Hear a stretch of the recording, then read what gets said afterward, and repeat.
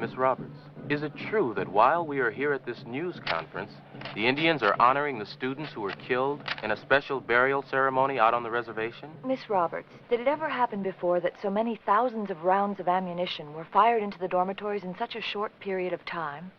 It happened many times before here. Kent State, the Orangeburg Massacre, 27 kids were shot at that one. Or Jackson State or Houston. Any one of a dozen others. Students are slaughtered by trigger-happy police types, and nothing is ever done about it. Besides Billy Jack, who else was shot? How many were actually killed? There were 3 deaths, and 2 still on the critical list.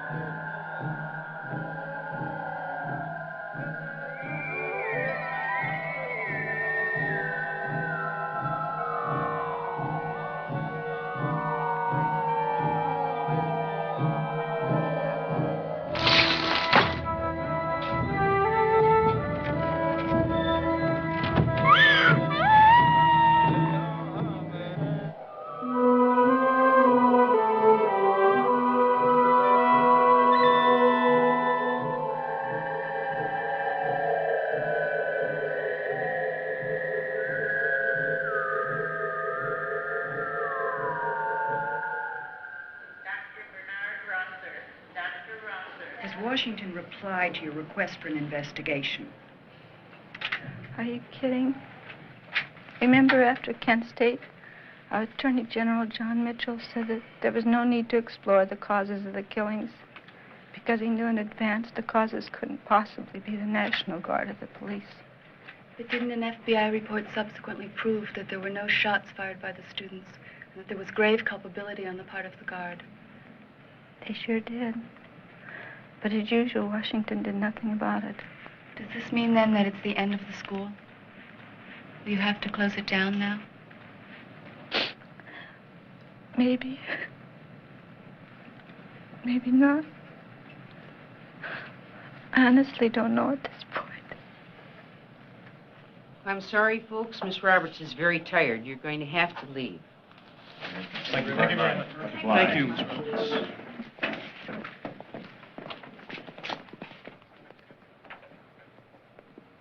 My publisher still thinks that it's vital that a book be done about your school and how the massacre happened there. I wouldn't know where to begin. Maybe you could start with the arrest of Billy Jack. Wasn't it what happened at the trial that made you so determined to make the school succeed? Yes. That was, what, 4.5 years ago. Wasn't Billy Jack's main belief that a man who doesn't go his own way is nothing? That's right. That's why they tried Billy.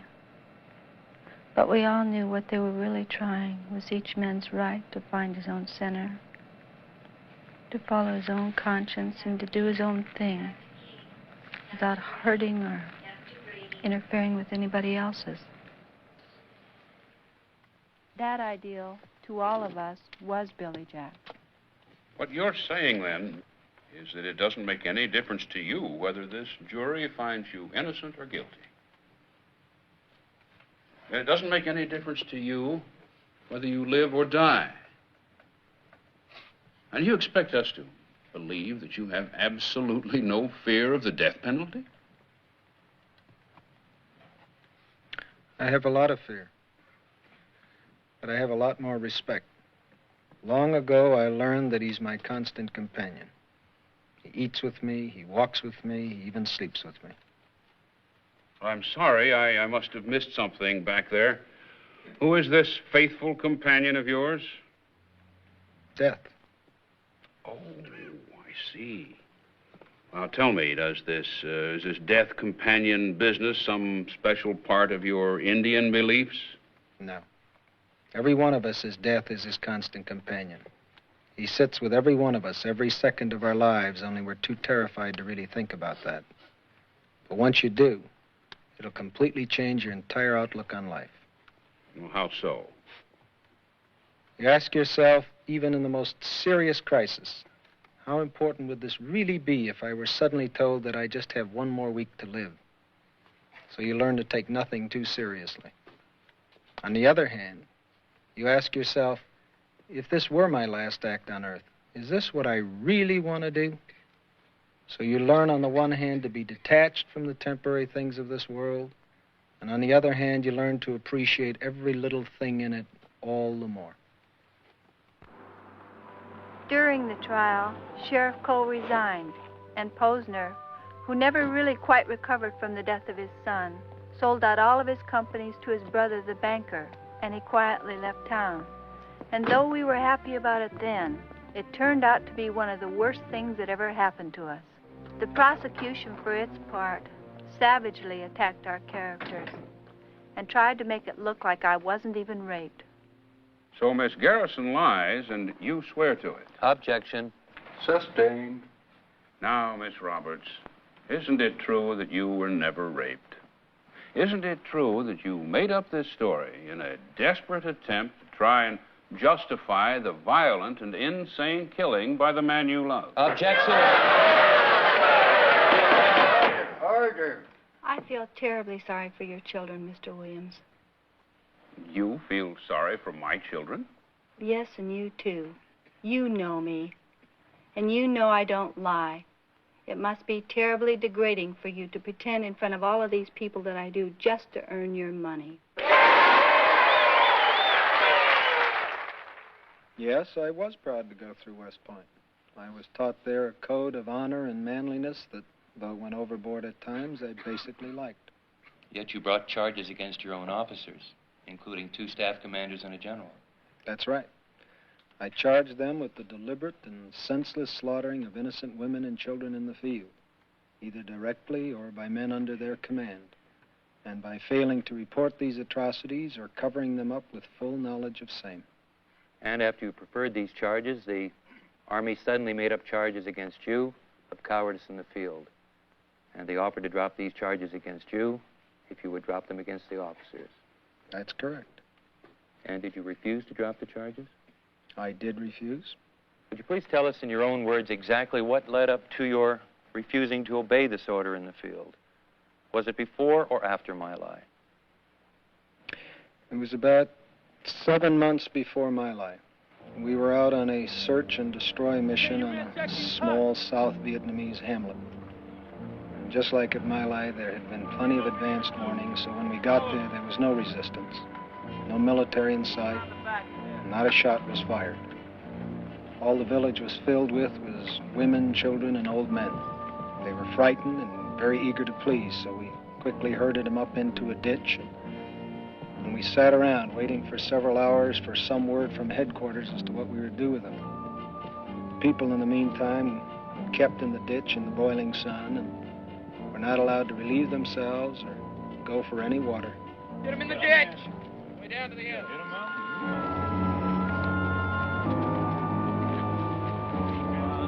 Good. Let's go. Tighten up that bag. There must be some mistake. There's no mistake, sir. The order was perfectly clear. Get me headquarters on the phone again. Give me that phone. I want to hear it myself. If you fellas refuse, all hell can break loose. You know that. Are you absolutely sure, sir? There can be no mistake down the line. Yes, sir. I understand, sir.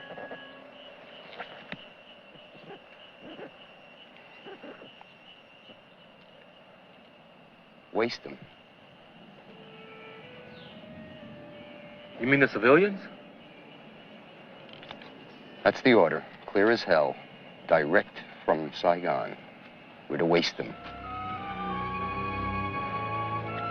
All right, all you men on your feet.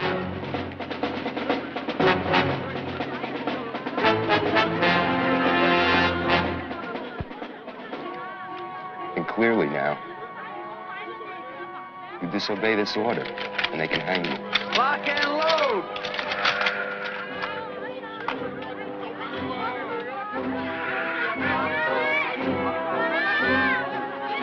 God almighty. What's happening to us?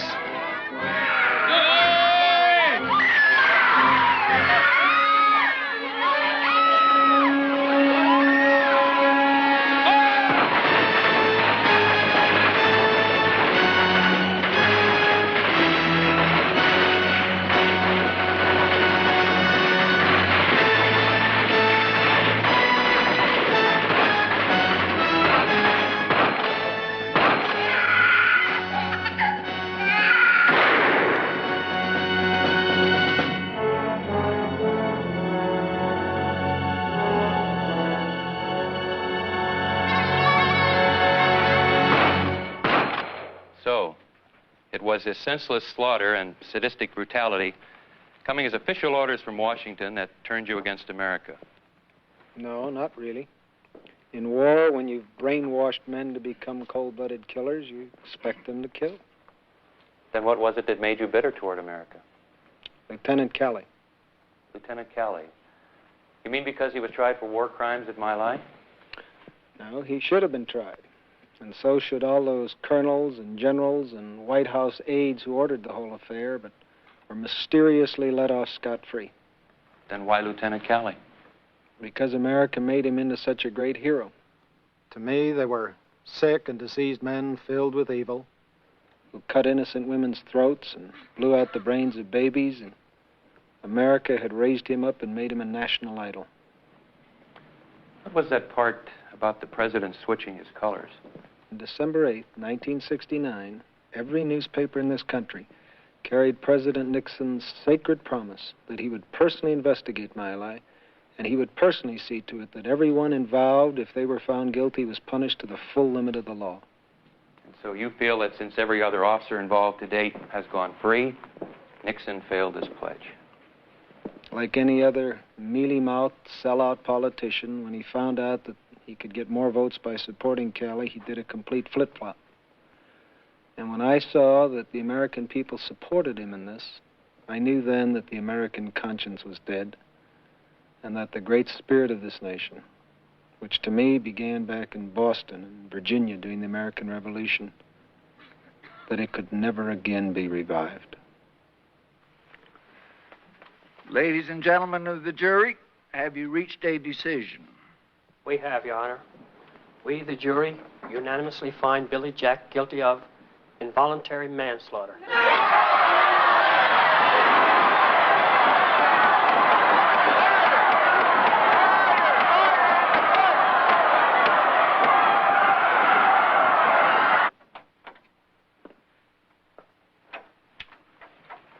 Well, that's that. I think you'll find that the end of your little school out there, Doc. Well, it's not my school, but I'll take a bet on it. Billy Jack wasn't the center of power of that school. Who then? Jean? You know, to prove something for Billy, she's going to make that place grow and grow. It's going to take off like a brush fire. That quiet little girl? That quiet little girl, my butt. That's like saying a rattlesnake's got a quiet little bite. For all our sakes, I hope you're wrong. Respecting your good intentions, Doc, when people have such widely different attitudes, there's no way they're going to live together without generating violence. We've all had too much of that already. So, though the trial of Billy Jack as a person was over, and he was sentenced from 5 to 15 years in the state penitentiary, the kids decided that Billy Jack was really kind of a symbol to live by, and that the trial of Billy Jack as that kind of an ideal had just begun. So they immediately set out to make the school bigger and better than ever before.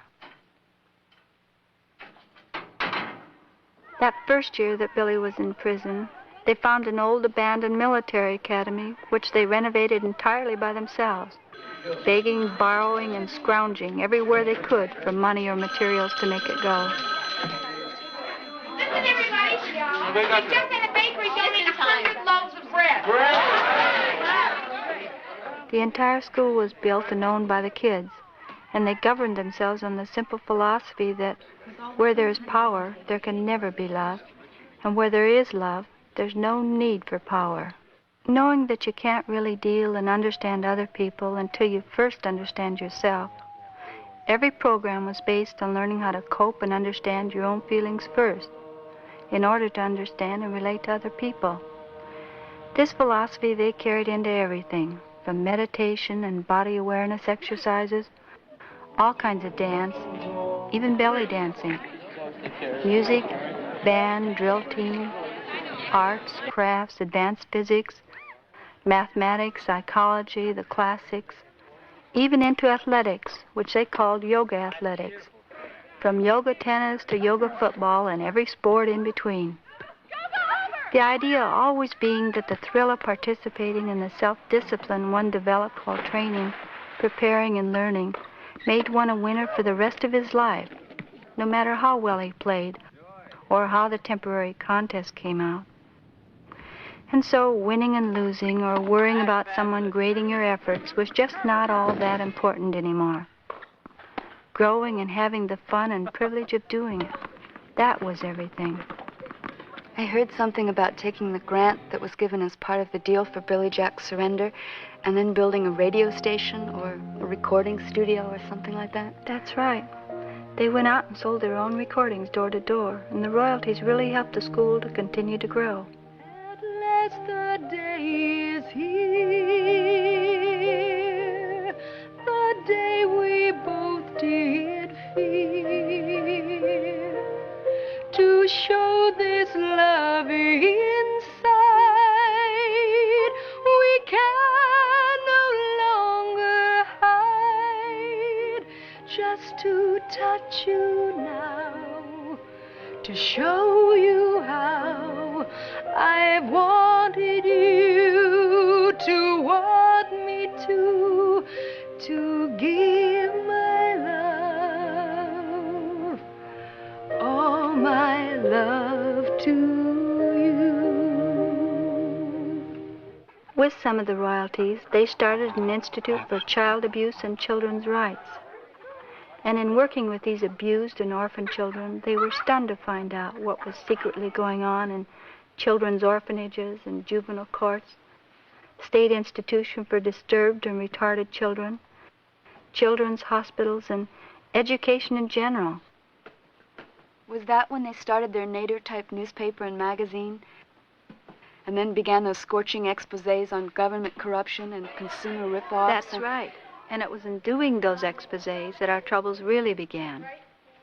We've been digging. You remember back in December of '73 when the Interior Department, called in, was it 250 oil executives to work on the fuel allocation, right? So we started digging behind that, and we found out that the oil barons and the White House manipulated the whole energy crisis, including the Israeli war. Just unbelievable profits. It makes the Alaskan pipeline look like kid stuff. But are you aware what could happen? I mean, that could blow the dome off the Capitol. I mean, we have the FBI, the CIA, the plumbers, the sequel to the plumbers. It'd be a tremendous blow. You know what they can do? If we don't tell our sources, they can arrest us. Just like that. He's absolutely right. I mean, it happened. In '72, the LA Times spent $200,000 in legal fees defending their reporters who were subpoenaed to reveal their sources. I mean, that's the LA Times. We don't stand a chance. They're either going to blow us up altogether, they're just going to close the school down. And I want to do an expose on the IBM ribbon conspiracy. The fantastic reader response made the kids determined to bring these exposés to a wider public. So they decided to build their own TV station. They put on a 4th of July type fundraising drive, which they called 1984's Closer Than You Think. And it culminated in the largest drill team and band marathon ever held in this country. Kids came from all over the U.S. and Canada at their own expense. And every day and night, the donated Coliseum was filled. Just pull it down. Hurry up. You're on next. Wanting to love you, not wanting you to know I love you. Oh, I love you.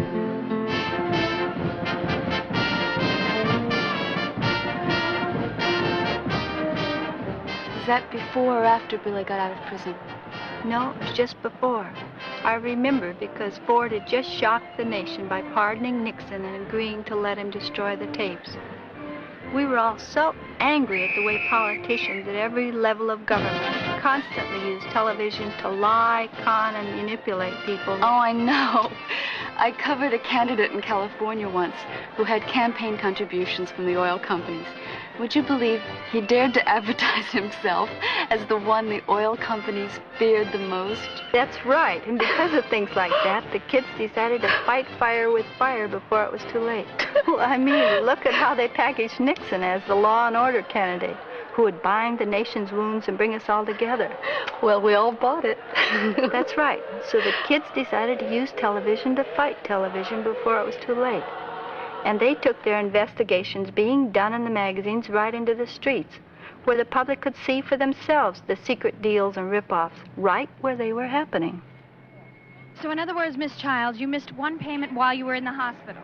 No, I missed 3 payments. I was behind before I went into the hospital. Okay, so you missed 3 payments, and then they repossessed your furniture. If you went to make up the payments, you had found that they destroyed your furniture and repossessed it.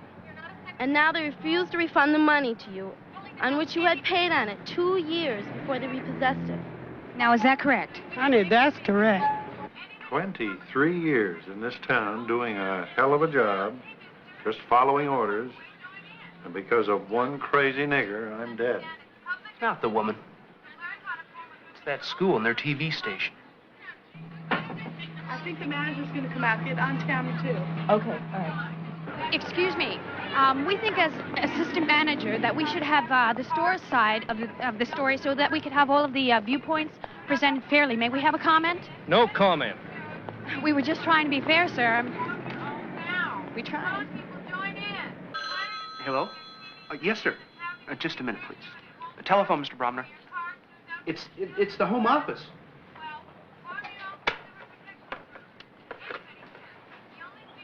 Yes, sir. Well, thank you, sir. It's a tough situation. Right. Well, I just went according to the manual, sir. Right away. Replace the old lady's furniture. With used furniture? With brand new.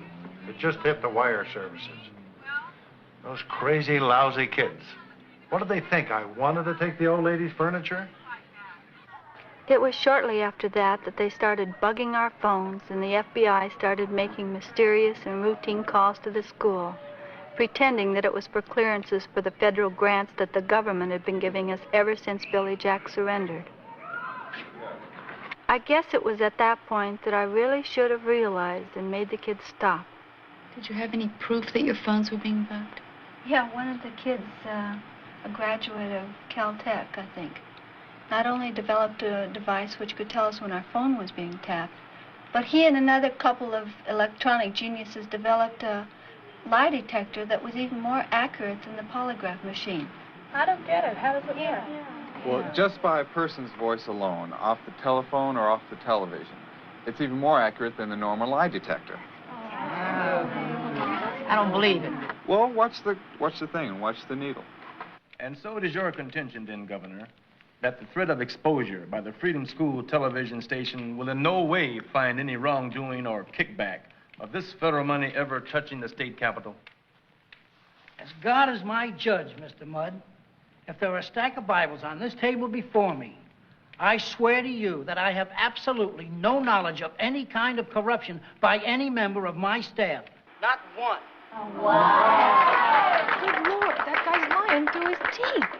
Logan, think of what this machine would do to the advertising industry. It'd just blow it apart. Think of what we could have saved on the Watergate hearing. Yeah. I've got an idea. Why don't we get the tapes of the Watergate hearings and run him off on this thing and finally find out the truth?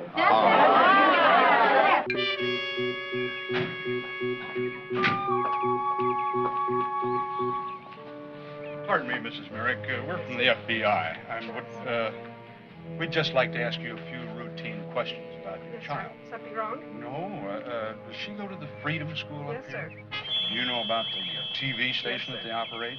Yes, sir. Does she have anything to do with that? No, she doesn't. Now, during all this time Billy was in prison, did you visit him regularly? No. Billy's humiliation at being caged up like an animal was so great that he wouldn't let any of us visit him, ever.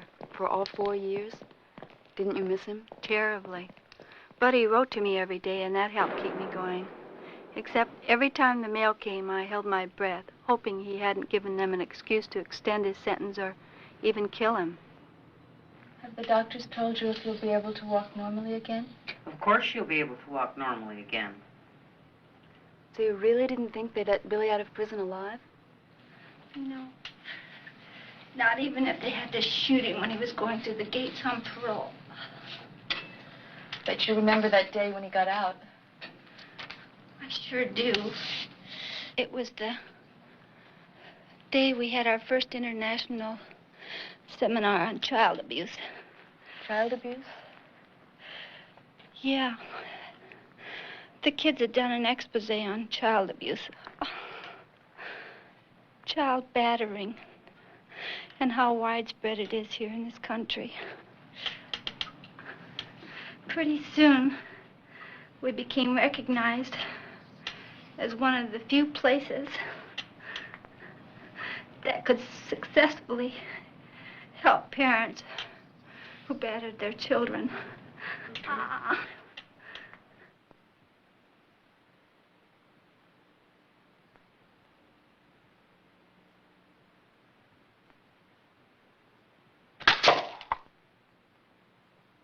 This is our one-to-one type therapy. Almost all of it's done by lay therapists. Our kid's here at the school.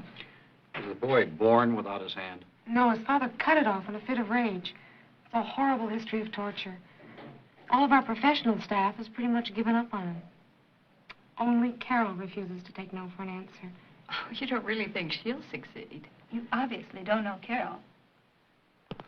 Okay, tough monkey. Time to shower up for the press.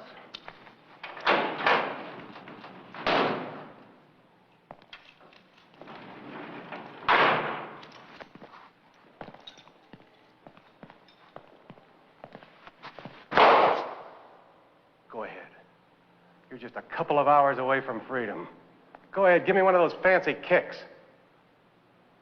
Now, Indian Buck, move out.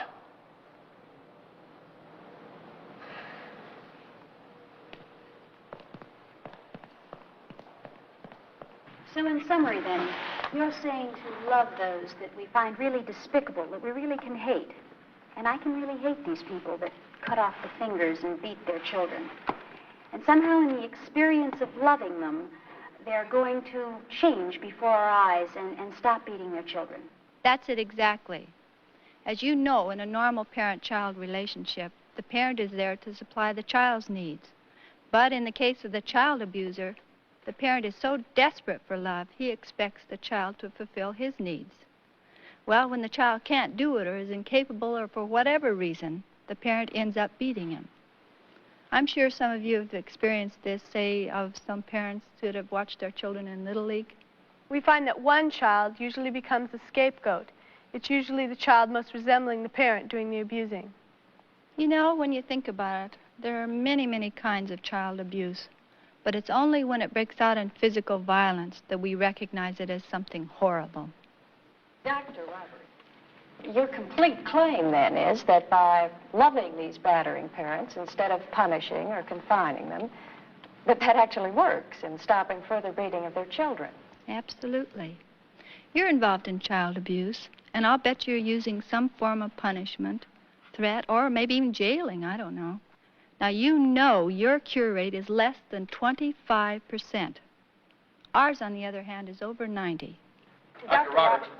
I'm sorry. No, I beg your Go pardon. ahead, you may The whole fate of the human race depends upon our ability to handle and recognize normal aggression and the hostility in us.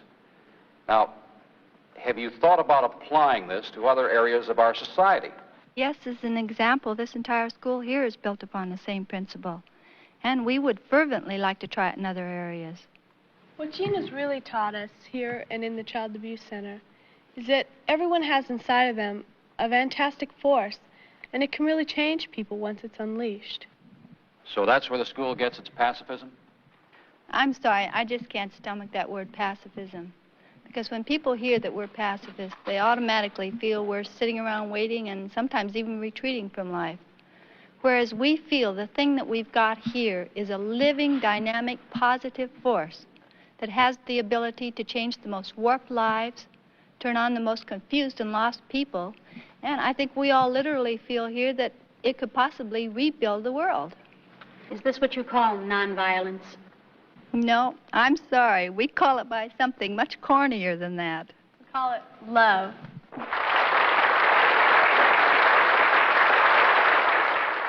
Can any of us go along? No.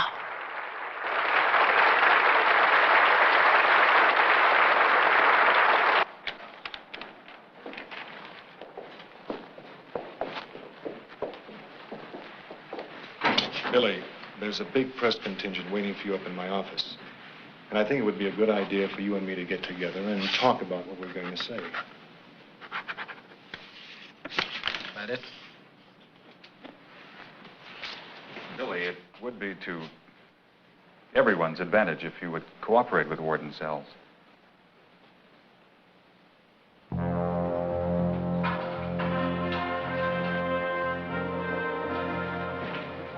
He's a hardhead. He'll be back. No way. They've already got him marked. You mean they'll kill him?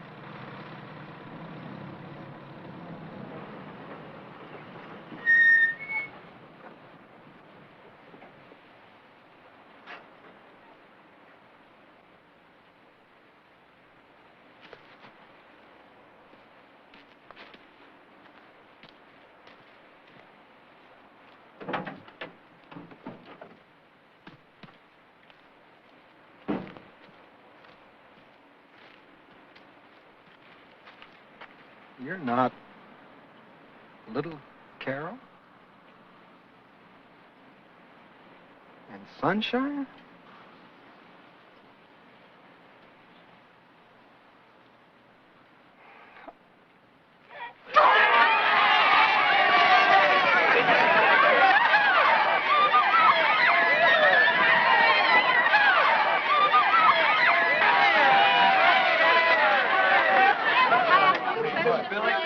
Could you come in here a minute?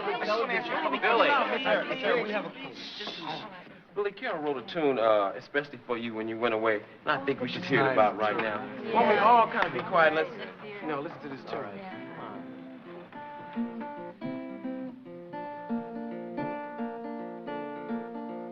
Shed a tear, running dear, don't turn back, Billy Jack.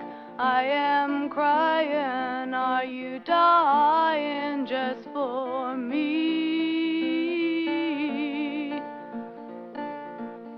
Whenever trouble came about, I could feel you coming out. You were there, I could feel you in the air.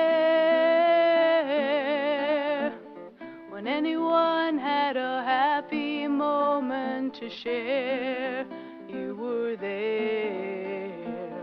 When anyone had a burden they couldn't bear, you were there to share the load.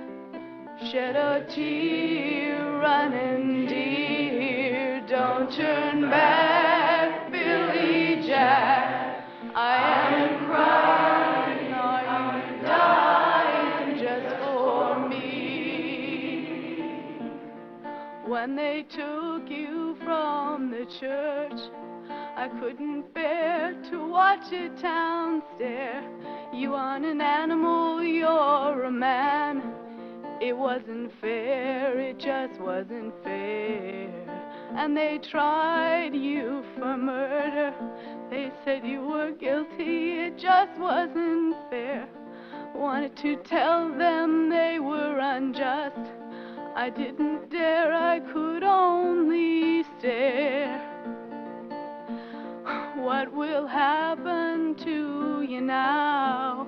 You've got to live, but I don't know how. I am crying, are you dying just for me?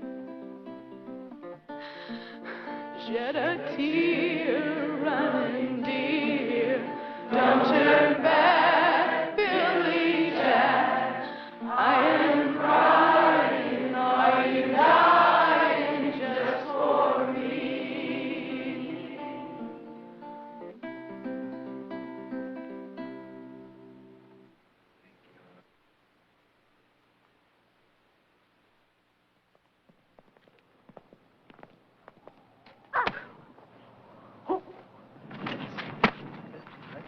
Okay, what's the next item?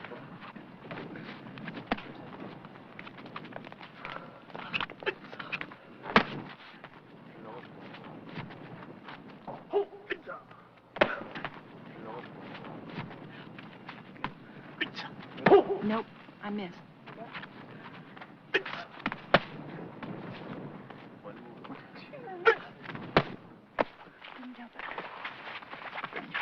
Pizza. Right.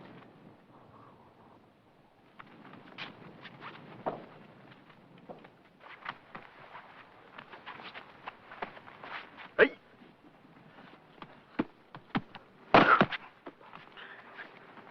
Karate? Hapkido. I know that, but what are you doing in it? What do you mean by that? It's just funny. I'm sorry. Such a timid, squeaky, clean little mouse.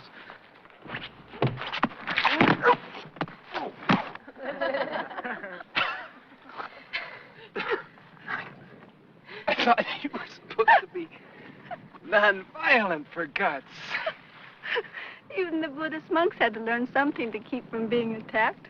Think of all those men out there who like to get their hands on their sexy little body. Think of all those men out there who love to get their hands on her sexy little body. Here, let me help you. All I care about right now is my own body. My God, you broke my back. Billy, I'd like you to meet Mr. Han from Korea, the Hapkido master here in the United States. How do you do? You have the honor of hearing with your kicks in Korea. Well, thank you. Is it true? Do you really can do jumper spinning kicks? After you.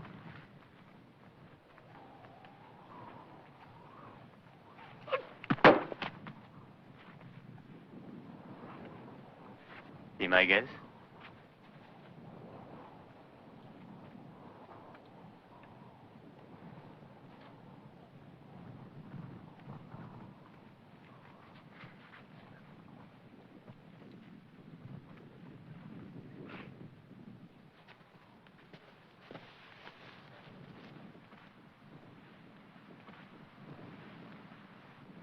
Just hold it like that.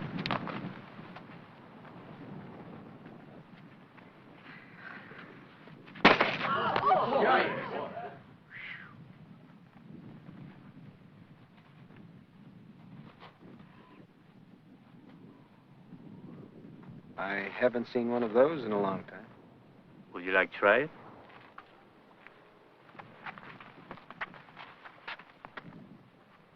After you.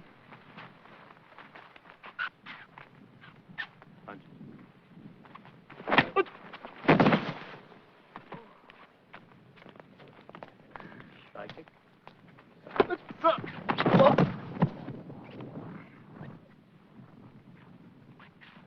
Be my guest?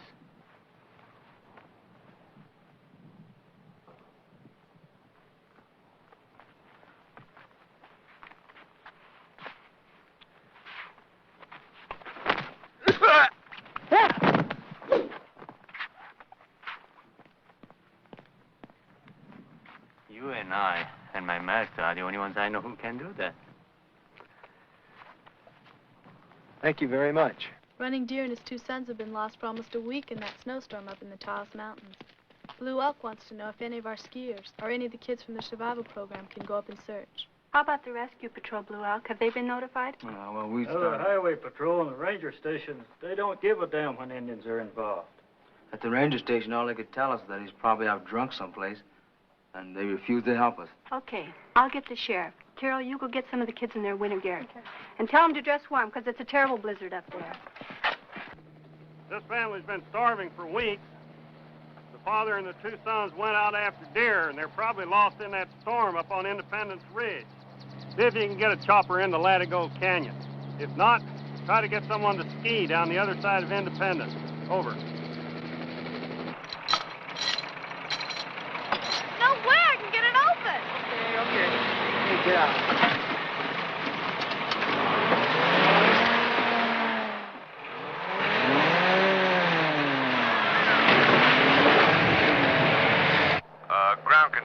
Ground control, over. This is ground control, over. We're moving down the South Range and we'll try to get in with some ground equipment, over. Ground rescue's underway. Team 3, is there any way you can get around the storm? Try to come in east of the Taos Divide? This is Air Rescue 4, and we're over the Taos Divide right now. It's just as socked in up here. It looks like it's moving south. What about the ski patrol? Over? They're all over the place, but the blizzard's so bad on the ground they can't even see. Stand by. This is Chopper 7. The only way you will get down there is to lift them up these ridges and let them ski in, over. They're being lifted now, over.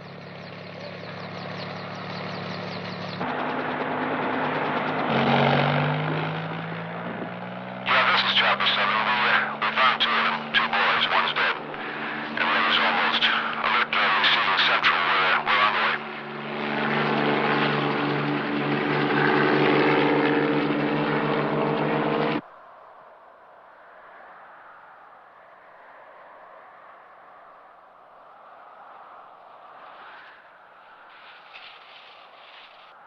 This is Instrument 4. Instrument 4 calling. Can anybody read me? Please, somebody come over. Somebody, please. Damn it, come on in. Rescue 3, Henry, I've been getting a weak signal that keeps fading and cutting out, and it could be coming from the other side of these peaks. Let's go have a look, huh? Is he alive? Just barely, and I can't get anybody on this thing. No, you never will with these peaks. Can you get below this storm down over on Independence Ridge? Go.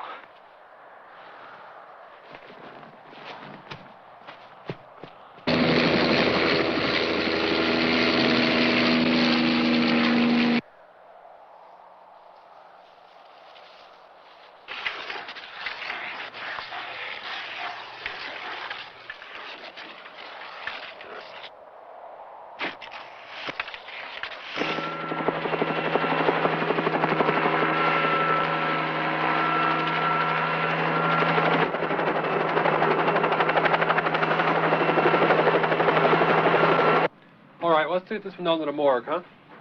Sheriff, I'm really sorry.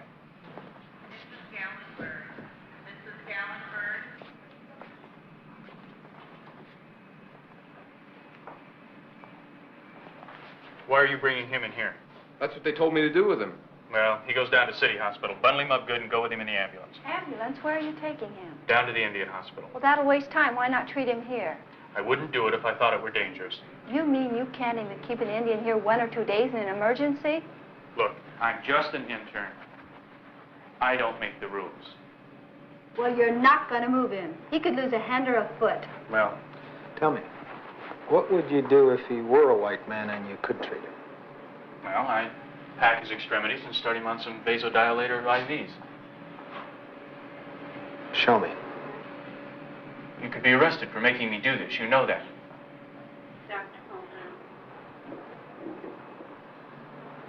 Now.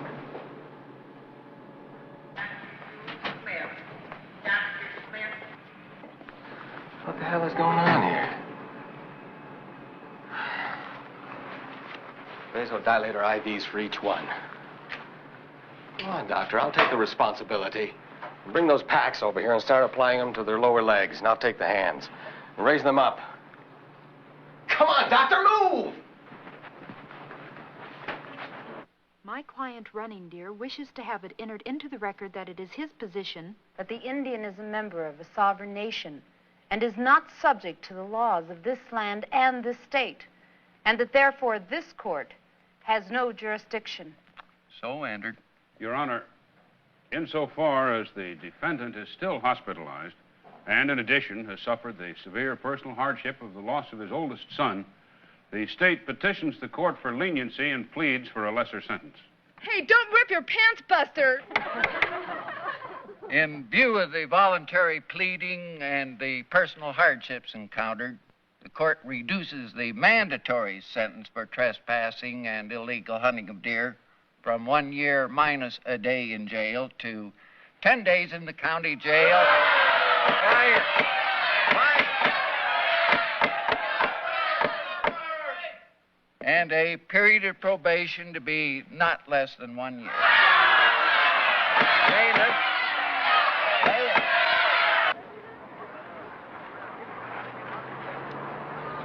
Oh, Lord.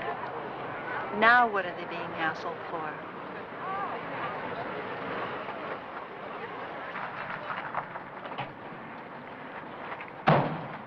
All right, Ken, tell headquarters that we don't need any more help. I demand to know what's going on here. Look, lady, mind your own business. Get back in your car. This is my business. These are my students. Now tell me what's going on. Lady, they were disturbing the peace. We got a report of possession. We're just checking it out. Now, I suggest you stand back or I will arrest you for interference. You just try. Oh, lady. Hey, they can't search you unless they've got a warrant. All right, punk, move it out. I got every right to stand here. I'm a citizen. Well, so am I, punk. Now move it out.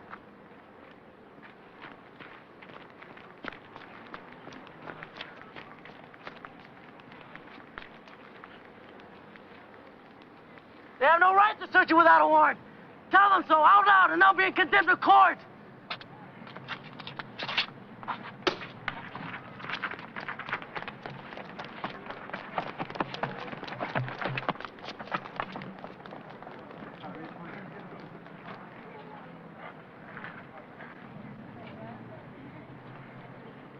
What the hell do you think you're doing? It's your choice, lady. You can do as you're told or get your head split open. Listen, Buster, you're not going to feel me up. I'll search you right here or in the paddy wagon. It's your choice. Jim, you're out of line now. Knock it off. Well, hell, my dear. You can fill me up right here in the bus or the lawn, anywhere you want to do it.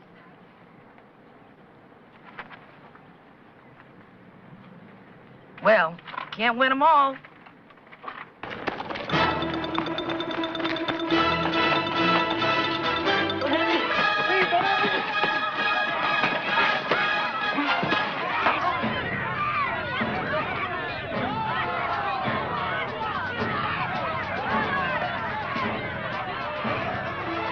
All right, folks, now move it. We're not going to ask you again.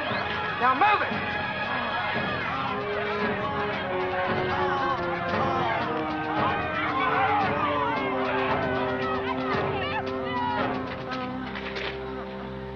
Okay, Alley Lawyer. You can go now. Unless you got something else to say.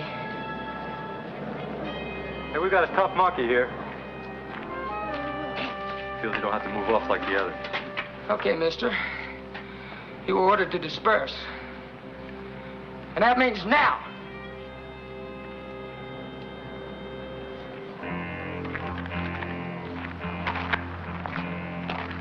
Somebody else need a lesson?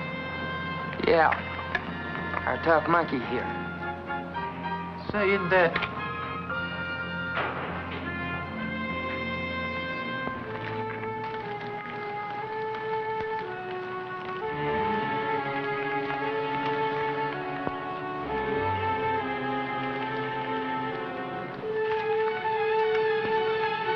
We'll have to shoot him. Too big a mess.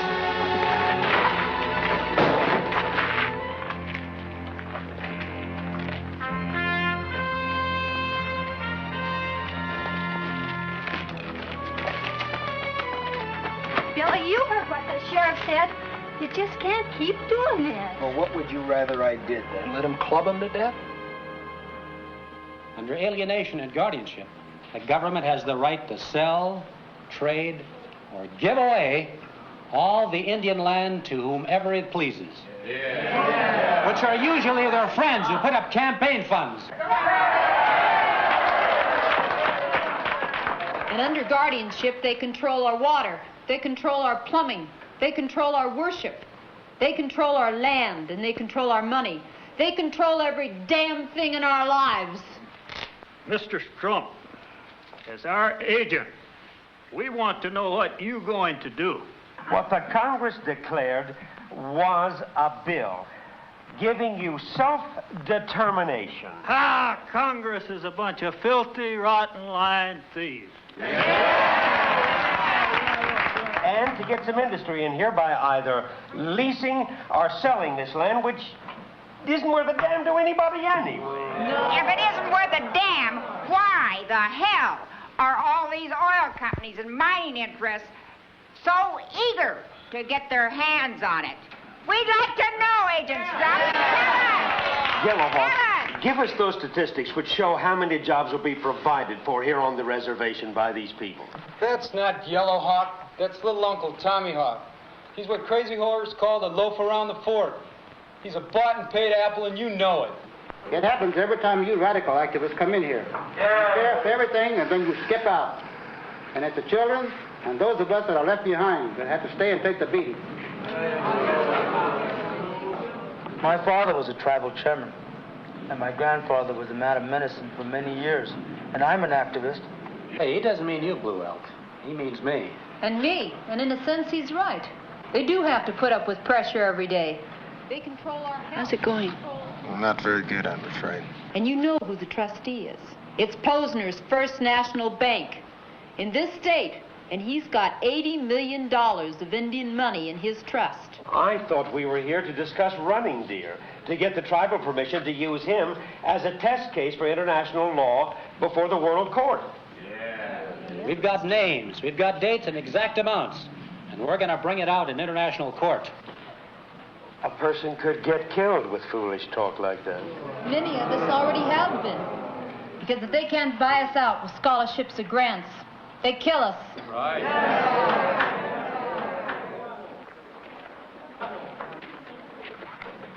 Well, what happened? They voted it down. And that damned Yellowhawk will probably get a personal invitation to the White House for that. I don't understand. How in the world did they keep him in line so? They caught him embezzling funds, and the White House promised to hush it up if he'd cooperate. You know, the same old story. Why don't you guys take Running Deer's case to World Court just by yourself? I mean, you don't have to bother with all these committee and tribal decision things. Well, that just divides us by having Indian fighting Indian.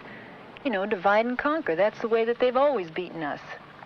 Now, that's your whole problem right there. What? You got all chiefs and no Indians. God, that is so bad. I can't even believe it. That is really poor. That is really bad. If it's illegal for an Indian to go out and hunt deer, how come it's all of a sudden legal for you and your bunch? Because it's deer hunting season, and we've all got our licenses, that's why. Not on Indian land, it isn't. Not for you, anyway. It's still illegal. Carl, this is no longer Indian reservation land. That's all been terminated. The Indians won't accept that. Besides, this land's sacred to them. There'll be trouble. We do this every year, Carl. You know that. Yeah, but you don't lock up a starving Indian every year. Tempers are still pretty hot over that one. Carl, on this bus, we've got corporation presidents, Pentagon officials, Washington politicians, and even the lieutenant governor. You big ignorant pig. Who are you calling a pig? I'm calling you a pig. With all of those big wheels back there, do you expect me to go say, sorry, we gotta all go home?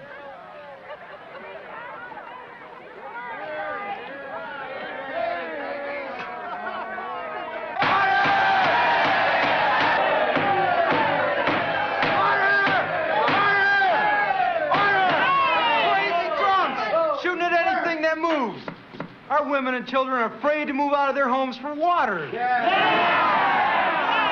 Who is it they're shooting? What are you talking about? Running deer couldn't even kill a deer to feed his starving family. Indians have to go hungry. But these trophy hunters, they come in here and do as they damn please and kill all the deer at once.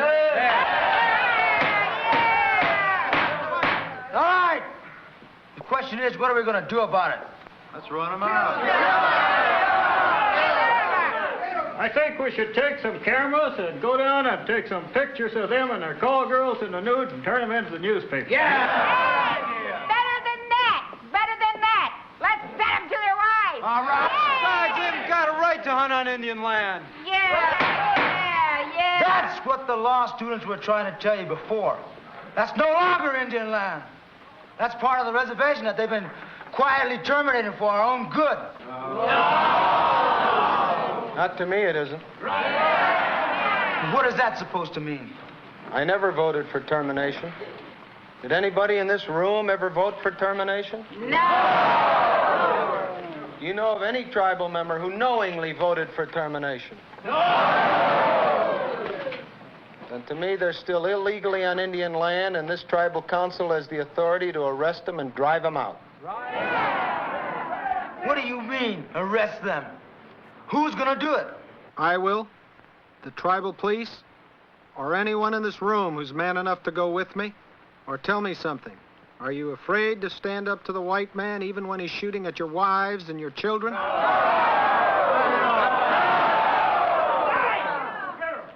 Me and my rifle can be any place you say within half an hour. All right. Yeah, what they're calling this the International Symposium on the Law and the American Indians' Legal Rights. And let me tell you guys something. The real purpose of this is to make it look like everybody's stealing from the Indians. Oh, come on, Posner. I've handled dozens of land sales of Indians, and even I don't know what termination is. Do you? Look, these radical Indians are taking payoffs on all sides. Who cares? As long as they don't terminate my lease. I've only got 92 more years for it to run.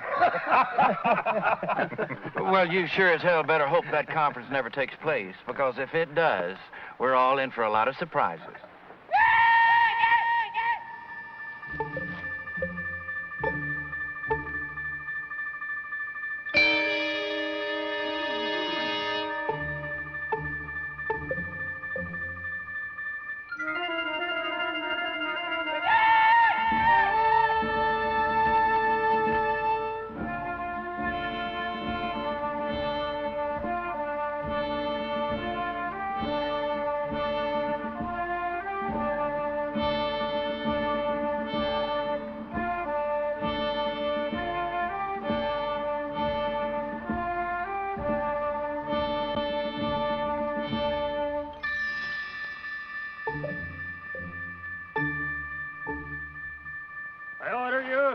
drop your gun.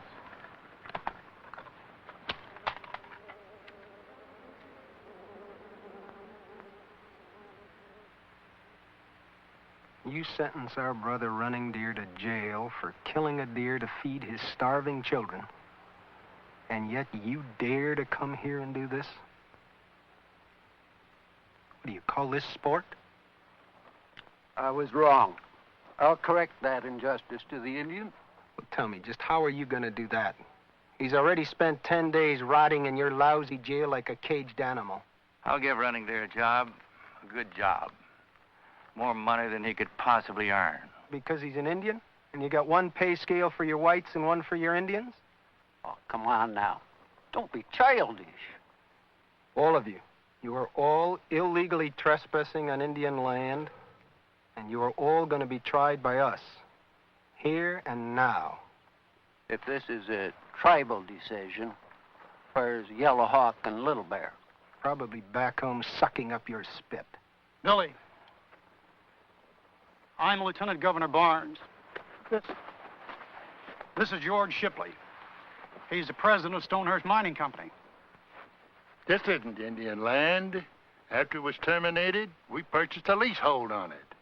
My company holds the rights to it, and these men are here as my guests. How many days after the president signed that termination bill did your company get your leasehold? Oh, I can't remember. I don't see that has any bearing.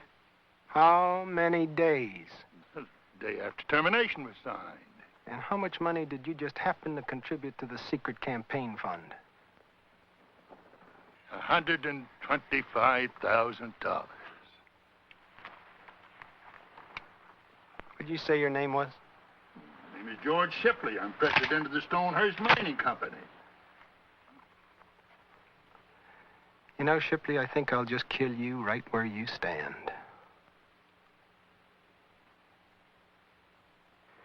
We've made a terrible mistake, and you've got the upper hand for now. Take advantage of it, and all you'll do is fan the flames of hatred higher. And then later on, all of us here, somehow, we'll get even. Trying us isn't going to solve anything. Blue Elk, Rolling Thunder. I know we don't think much of each other, but we're realists. Now what the lieutenant governor has to say is true. You may feel good now, but you're going to suffer later. All right. We'll not try you now. We'll just take a good, clean picture of each and every one of you for future reference. Okay, you heard him. I want 2 lines here. Women to the front, men to the rear. And I want all the men in to take off them hats now. Come on. Oh, you've really gone too far this time, Billy. You're making a terrible mistake photographing those men. You know, the last time one of you Posners uttered that lousy cliche, one of you got killed. Now tell me, don't you ever learn? You people back there, that means you too. Let's go. And I'll swear to God, you're really going to pay for this one. Take that hat off. I'm talking to you. Dean, how much more is going to have to happen before you get those kids to pull back on those exposés? Taking pictures of those people just infuriated them. It made matters much worse. I know that, Carl. But I can't tell the kids on one hand I have complete confidence that they can govern themselves, and then on the other hand take it away when there's an important decision to be made. Either you decide to trust them on the vital decisions or you don't. It's simple as that. Yes, but you can speak out, can't you? I mean, get up and present your point of view.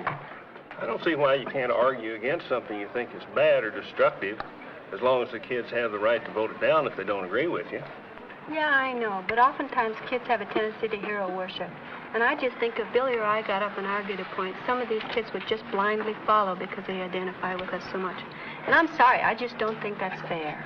And what you're saying, then, is that when you get right down to it, you don't really believe they're adult enough to make their own decisions. Grandfather, I would be honored if you would teach me how to pierce the veil and go to that other world and make my own inward journey to find my own center.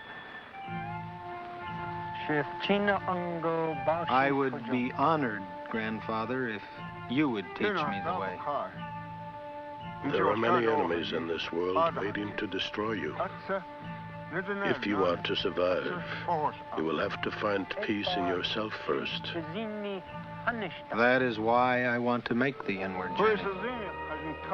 The inward journey is dangerous, filled with terrifying evil.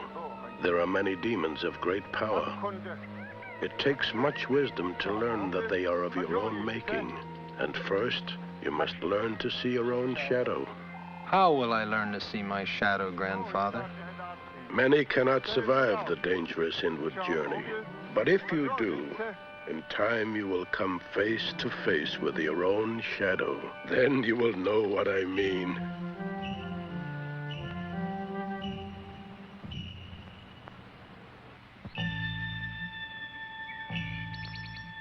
I think I see it, Grandfather.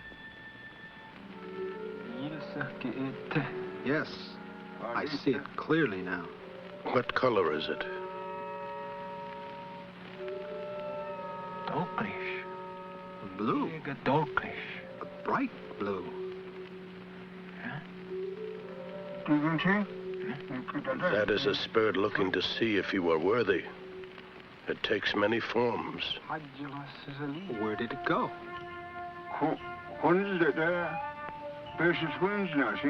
When you can tell me where the flame comes from, I will tell you where it goes when it goes out.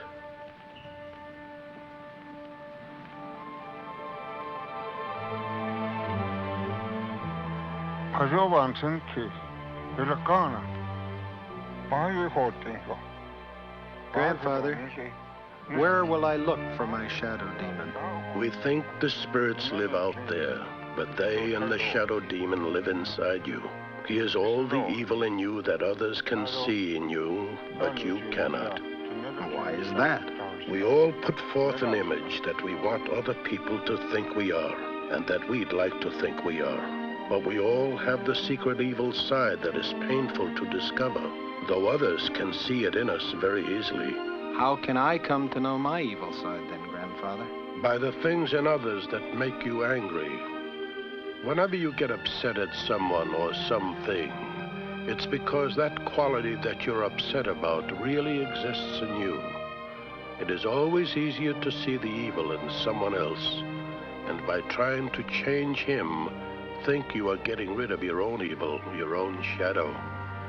It takes superhuman courage to see that this fault really exists in you, that what you're really hating and trying to change is a quality of yourself. Like the rugged man who hates long-haired youth, underneath he is secretly afraid of his own femininity. Grandfather, may I now descend to the cave of the dead? No, you are not yet ready. First, you must seek your own vision. When your heart is open, your vision will come. And only after you've received your vision will you have some chance to survive in the cave of the dead.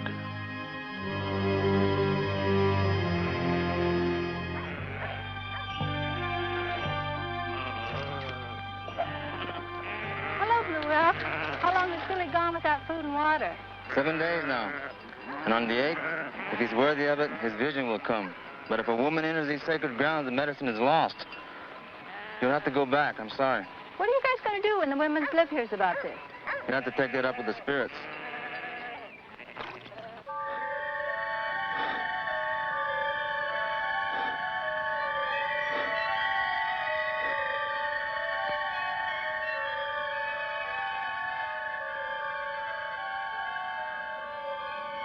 Come, Billy Jack.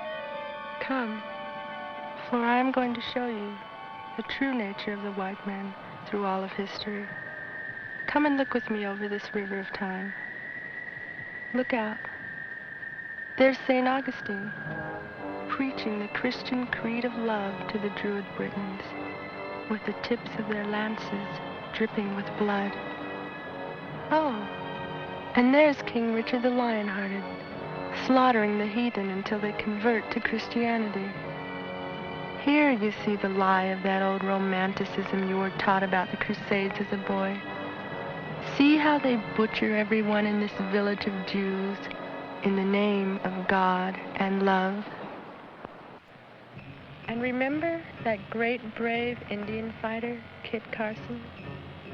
Well, he had rounded up over 400 Navajo women, children, and babies into this cave, and his men bravely and methodically shot them to death.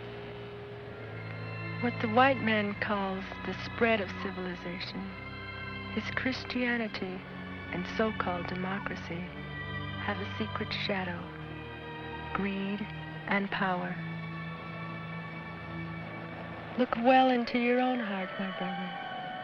See how much of your violence comes from the same lust for power over other people. We've got names, we've got dates and exact amounts. We're going to bring it out in international court. A person could get killed with foolish talk like that. A person could get killed with foolish talk like that.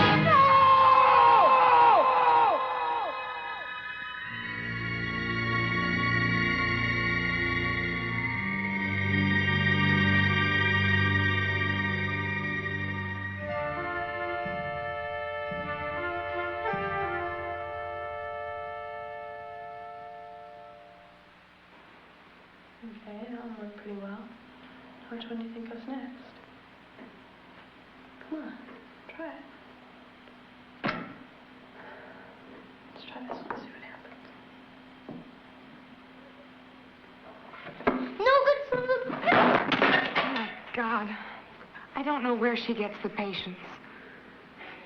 You gotta remember, Carol, Danny has been in over 20 foster homes. And he was even put in solitary confinement in one of the detention homes when he was 4 years old. He's never known anything but brutality and rejection. I understand all that. But what can I do about it? Every single expert told me he's hopeless. Honey, we can keep loving him and loving him no matter what he does. But you gotta remember, he's gonna have a hard time accepting that love because he's gonna be afraid that he'll be torn away like everything else in his life because he's convinced he's so evil. So we just can never get mad at him. And more important, we just cannot give up loving him. Well, I'm not going to give up. What I want to know is, while we're doing all this loving, who's supposed to be loving us? I'll love you, honey. This school has no legal right to detain the child. Now, if we have to find Danny's parents and get them to regain custody, we will. And if that doesn't work, we'll have him committed to a mental hospital. You'll do what? Any attempt by your group or Posner's group or any other group makes to attack this school to that child will be met by the finest lawyers and the most widespread publicity that money can buy. You're just trying to get back at us because we've exposed the filthy conditions of your state hospital. Why don't you go and clean them up so they're fit for human beings? You do that. We have evidence the child is unhappy here and is constantly going into fits of rage. Mister, you are so stupid. It's Harry, this is not constructive. Now, it's clear the dean is not going to give up the child without a legal battle. So, if you want to see it through, you're just going to have to take her to court. Fair enough. It shouldn't be too difficult to prove that this environment is too radical an environment. Bring up a young child in. What you men are really saying is this constant harassment and this bugging of our telephones, it'll all magically stop if we decide to give up the Indian rights seminar. Oh, wait a minute. I'm sorry. I haven't any idea what you're talking about. And I'm sure your phones aren't tapped. That's illegal without a court order. Will you go get Bugger and tell him to bring the machine here? So you can just go back and tell whoever sent you that they can just stop bugging our phones because we can knock out their bug anytime we want to. Is this phone now being tapped? Oh, yes, with an infinity type that is picking up everything being said in this room from this phone without you even lifting up the phone receiver.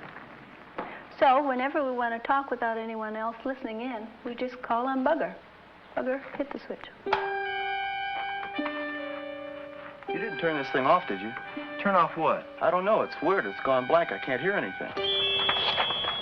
Well, check your relays.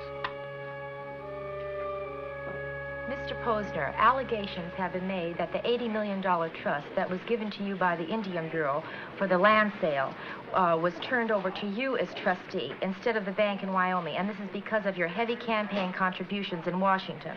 Look, that's ridiculous. I'm not even aware of what campaign contributions that my executive committee decides to make. But I do know that they're made on a strictly impartial basis.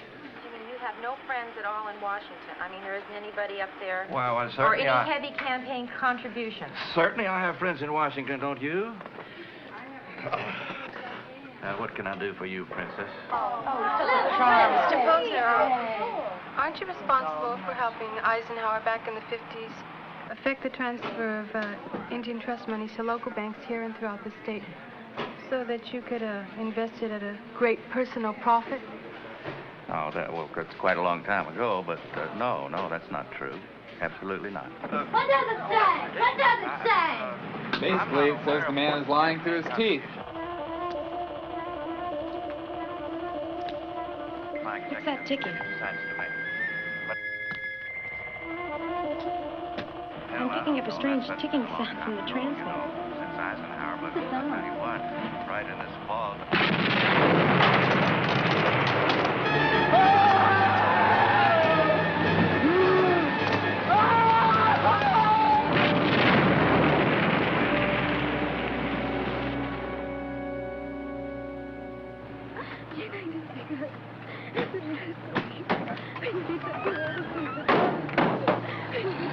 The governor's putting the town under martial law. The town? Why the hell isn't he out here protecting the school?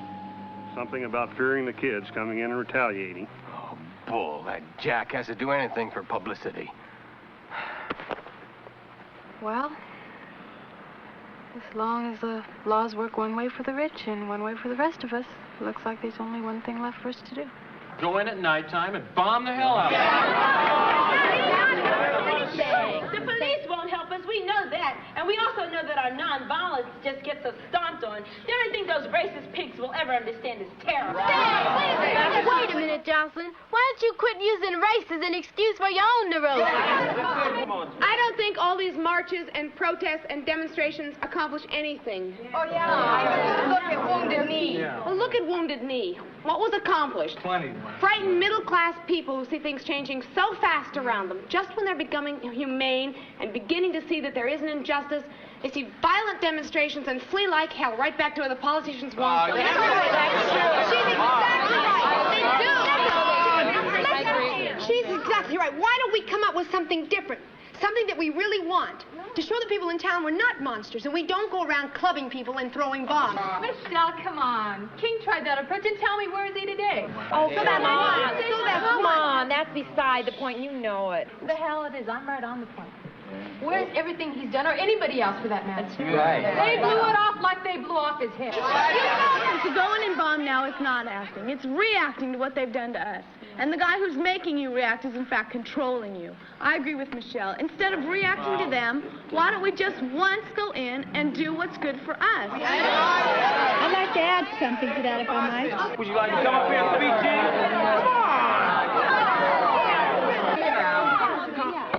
I thought we're supposed to make our own decisions.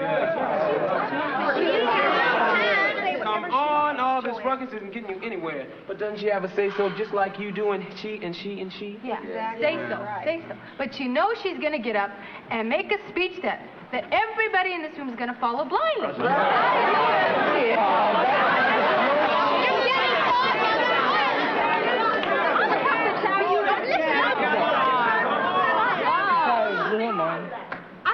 Tell you, man, look, either we decide or, quote, Big Mama there decides for us. Joanne, Big Mama doesn't want to tell you what to do. She just had some thoughts she'd like to give you.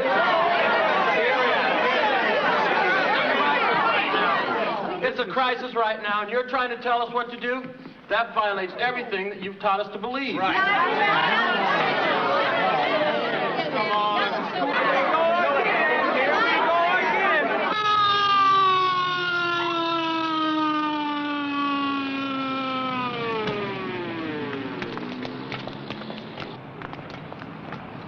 Well, it's about time. My God, at least someone's got common sense. What do you mean? Stopping these riots before they start. Thank God, at least we've got our governor with guts. Oh, come on, Blue Elk. We came all the way up here just to see Billy. Well, I can't help that. You can't see him now. This is a gathering of medicine men. Some of them are using the smoke from religious herbs, and the others are purifying themselves for Billy's sacred journey. This whole mountain's closed. You mean they purify themselves just to take drugs? No, only some do. And for them, the smoke of the medicine is a divine spirit. If one is not totally prepared to meet him, if one has not fasted or purified oneself thoroughly, or if outsiders interfere, the spirit would be angry. and make Billy sick, or even take him away. Like when a kid is spaced? Off in Stony Land? No. You people don't know anything about the other world, or about the powers that can so easily kill you.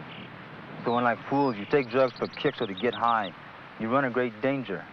And when something happens, all you can talk about is mental illness, or you describe it as suicide. Come on, Blue Elk. We know all that, but when can we see him? Tomorrow morning, maybe. But you're going to have to wait halfway down the mountain. Now leave. All right, you guys, come on.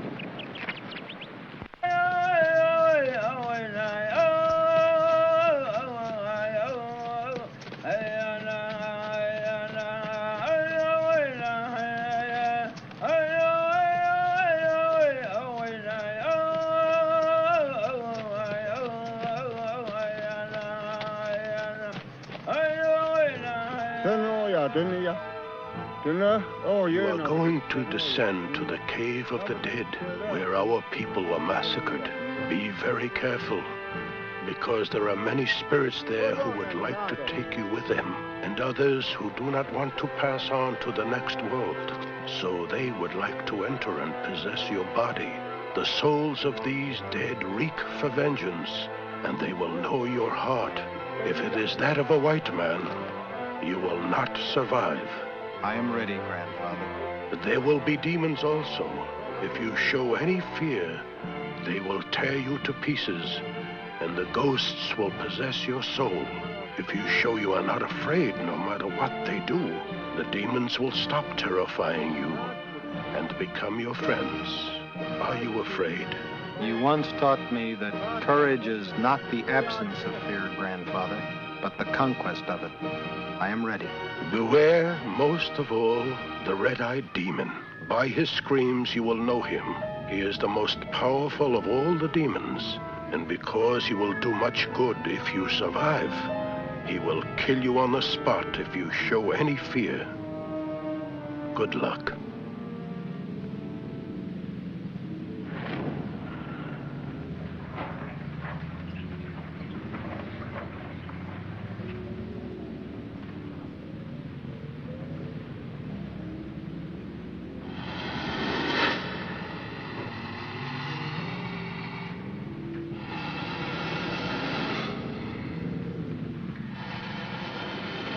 No cobras live in this country, my friend.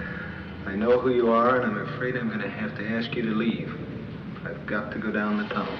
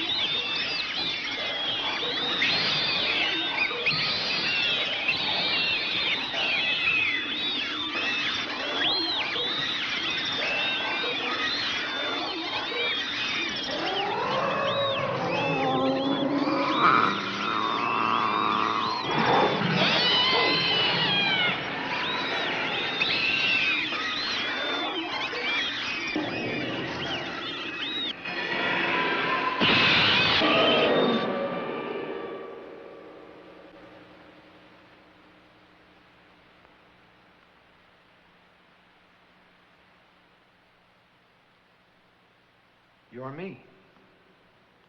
I am Loic Clown, your inner self.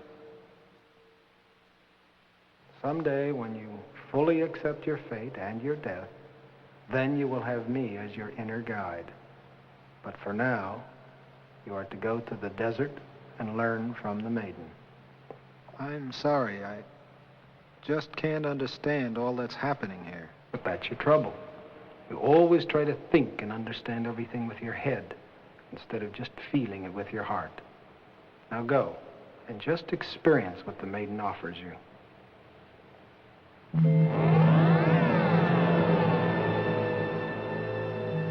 Billy Jack, over here. Now, who are you? And where are we? I am here to show you the way to the house of the Great One. But first, you must prove yourself generous of heart. All right. I'm ready. Go and slap him in the face, and no matter what he does, do not strike back.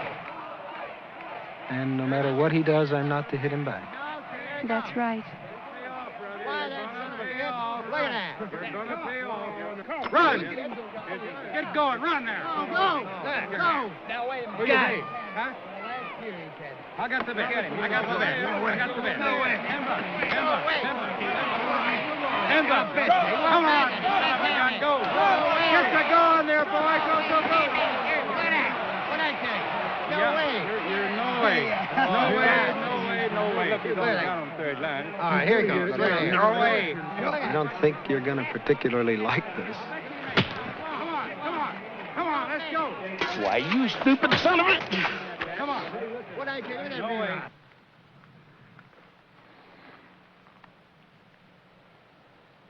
That man was on the lowest level and reacts only with animal instinct. Treated with violence, he was immediately pulled down to the violent animal level, no better than the man who hit him.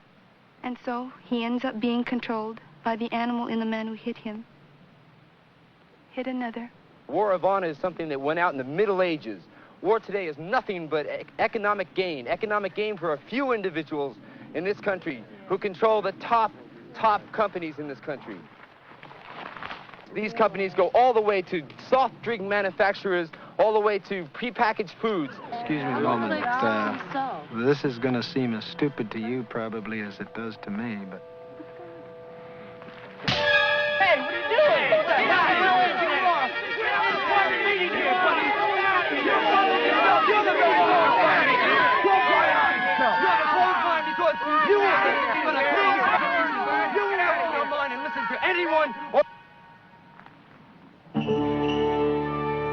He was on the second level. He could not be pulled down to the level of the brute beast, acting on physical violence, but was easily pulled away from what he was doing and lost control of his own center. So he, too, did not own his own soul, but could quickly be controlled by another. Once again,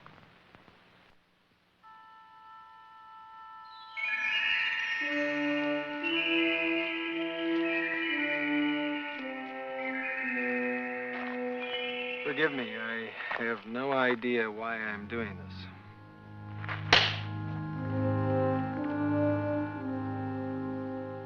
I feel sorry for you. Only a child thinks that being a man is being tough and violent. Someday you may learn that being a man has to do with self-discipline over one's time and one's emotion, with a deep and compassionate understanding for other people's feelings.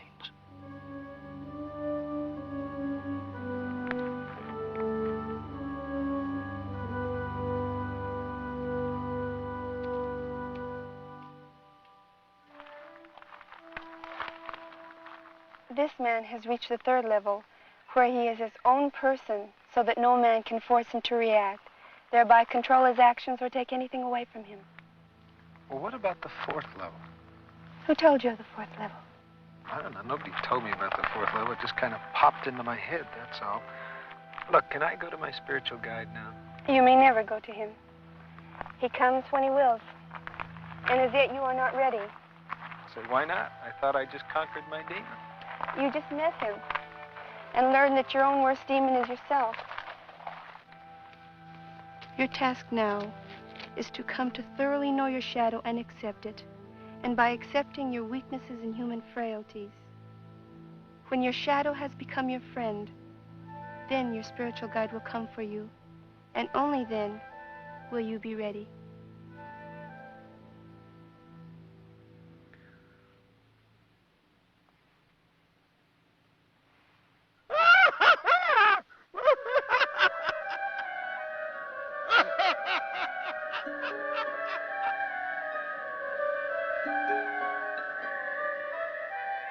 Ashida. Grandfather, how is all of this happening to me?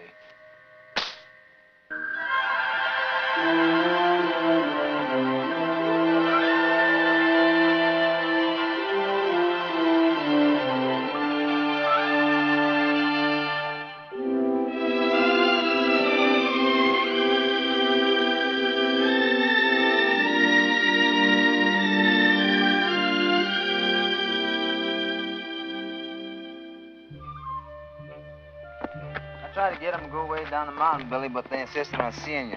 That's all right. We can talk on the way down. Look, we're worried because the kids at the school are just going to forget the whole thing and go off on one of their nonviolent love kicks again. And all that'll happen is we'll get bombed again and more of our kids will get killed. Yeah, look, Billy, there's a whole group of us, Billy. We'd like you to lead us in, you know, hit them with a counterattack. We could go in at night and bomb their TV station for a change, or kidnap somebody from the town. Get hold of them to fight back. Look, being strong is one thing, but bombing is another. Why? Because it's not open? No, because it's the act of a sick coward. Oh, come on. Well, what the hell are we supposed to do? Just roll over and play dead? Yeah, Billy, how much can we take? Look, if I were a kid in the Barry or the ghetto today, and I had to grow up seeing my parents every day out of work or else lucky to get a 2-hour bus ride into the city so they can make a few dollars cleaning up the white man's filth, and then return only to be insulted by the landlords, the teachers, and the police. Police? They're so damn corrupt. All right, I know they are, and I sure as hell would be tempted to go off and do things that would make the fanatic radicals look like kindergarten kids. Well, then come on, let's do it. Come on, There's Billy. nothing else we can do. Does that mean you're going to lead us in to bomb them back? Yeah, come on, No, Billy. not in a million years. Why not, Billy? Because that kind of violence never helps anybody or liberates anybody. It just gives some psychotic who's filled with a lot of self-hatred an excuse to kill a lot of innocent bystanders and maybe grab a lot of headlines by spouting some sophomoric slogans about class struggle. And the end result of the whole thing is it gives the law and order mentalities like Posner a chance to grab even more power. As far as what's going on back at the school, I think you kids are just gonna have to go back and decide all that for yourselves.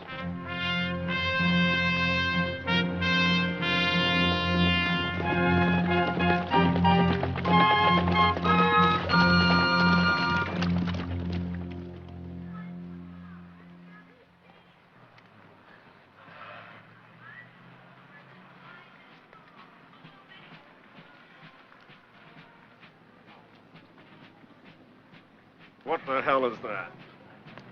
Hell no, sir. Sounds like drums. Lieutenant, you better put the men out on alert. Sergeant, go out and see what the noise is.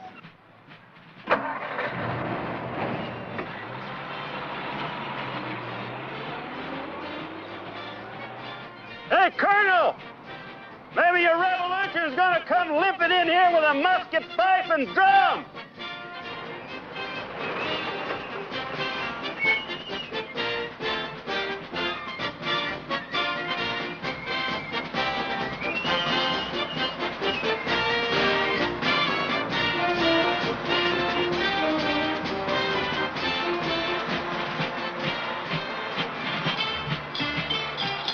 Lieutenant, I don't think you're going to believe this.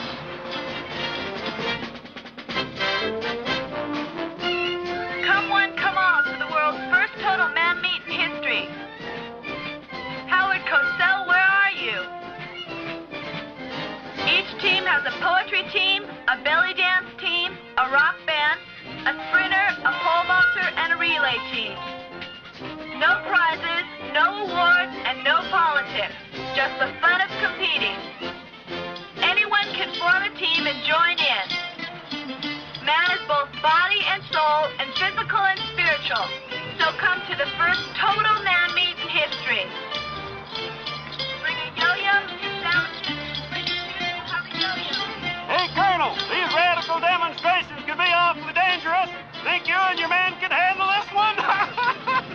Lieutenant. Escort them. Attention all units! Attention all units! Be on the alert. This could be a clever diversionary tactic. All right, Cole, knock it off. Yeah, let's go. Come on. It's no use. Okay, come on. The wheel's just getting deeper and deeper. Have you got the tow truck yet? Jerry, I've already called the tow truck, and they can't come out until morning. Send another bus. Oh, wait a minute. I think maybe there's help coming. Yeah, someone's on their way. Russell, that's not help. Oh, Jerry, something funny's going on. Call the sheriff. I don't think so. Looks like too many of them. Everybody relax. Just be cool with you guys. Well. That ain't our candle-waving culture group. What, you got a little problem here, huh? Stuff. Oh, yeah. Well, I'll tell you, while you're waiting for help, we'll provide you with a little culture, okay? Give me one of them violins, boy. Hey, come on. How's it, Daisy? That is a guitar, stupid. They still can't find the sheriff, but Billy's on his way. Tell him to keep trying. Try the state police.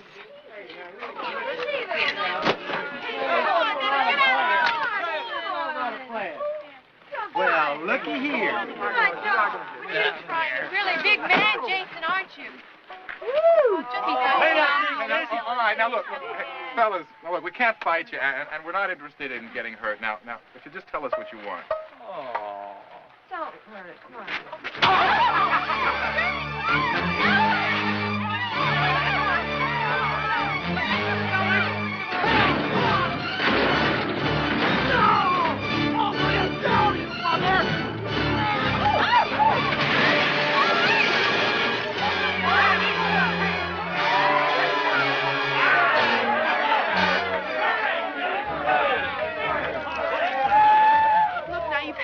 And you've really damaged our bus. Now you don't need to burn it too. Please don't burn our bus.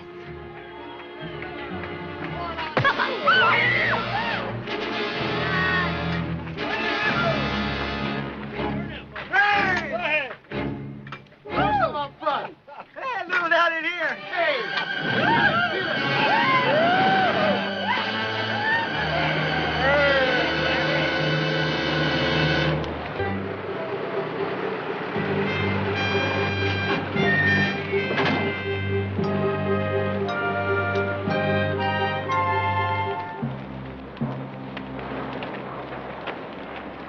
Oh, my, huh? The boys out for a little fun and games? You just decide Saturday night, roll a bus over or two, huh? Well, something to do. Yeah. Each going to church, didn't it? Yeah. Oh, man. He's a big one, Jace. 6'9". 6'9". Really?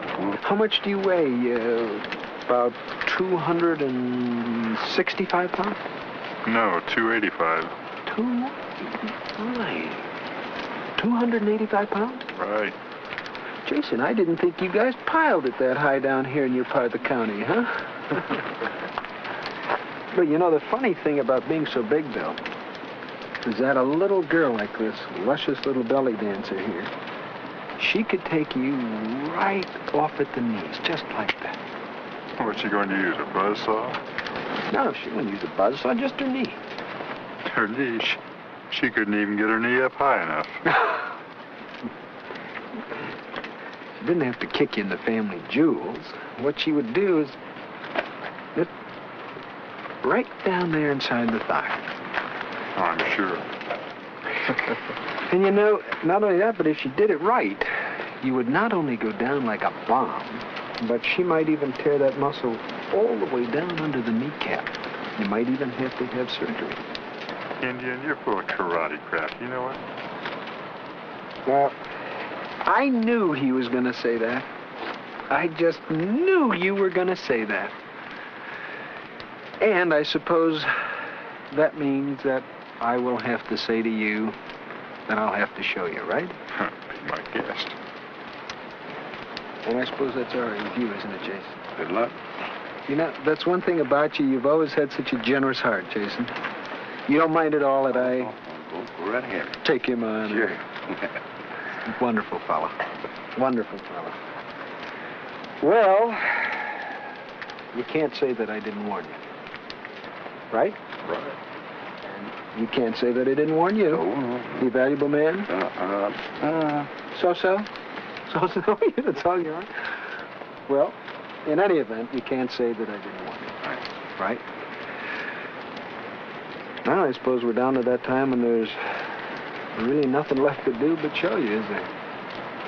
Be my guest.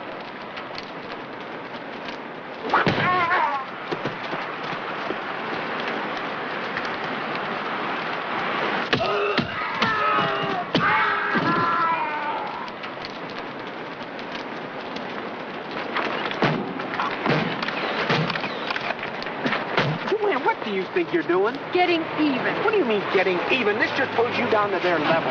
What the hell do you call what you just did? Come on, Billy. Come on, you can debate your visions later.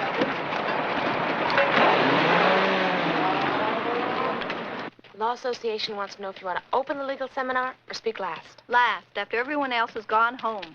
What's the matter? Look who they said would never leave his room.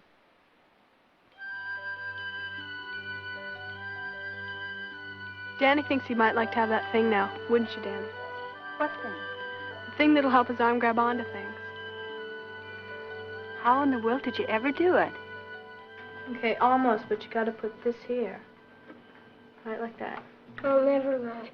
Yeah, you will, and you'll sing up on the platform like the rest of the kids. I'll be so embarrassed. Will I really get to play up there? Yeah, but you gotta work hard, okay, ready? Really? Yeah, okay. I saw 3 ships. Do you mean he's actually talking now? Yeah, with Carol, he's become a regular chatterbox. That's beautiful. Saw 3 ships come sailing in on Christmas Day, on Christmas Day. And you change over to here. Like that.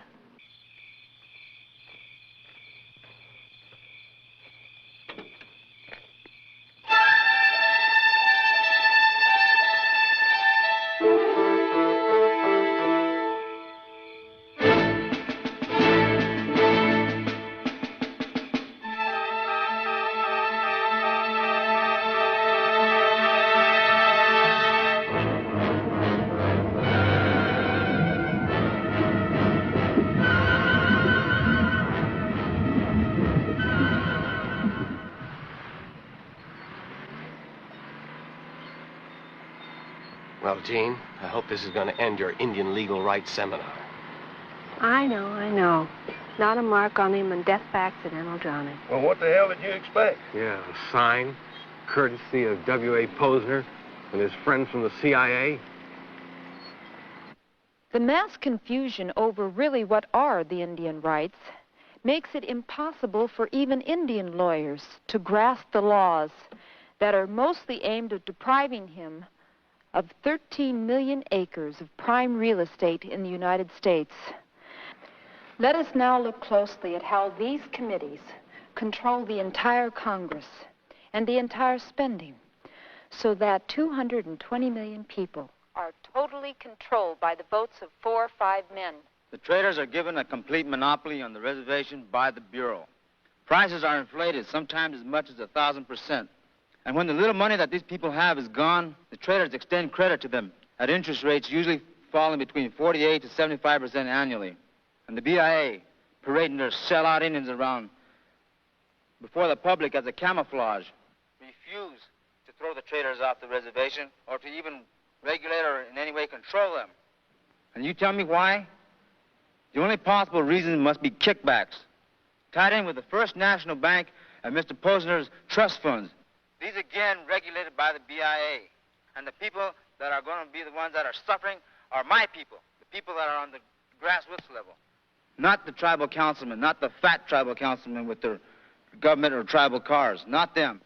And for years, since I was a little girl, I've seen this go on amongst our own people, graft and corruption. I call you brother, but I have my hand in your pocket. She calls me sister. She has a knife in my back. We talk about unity in the world and the government.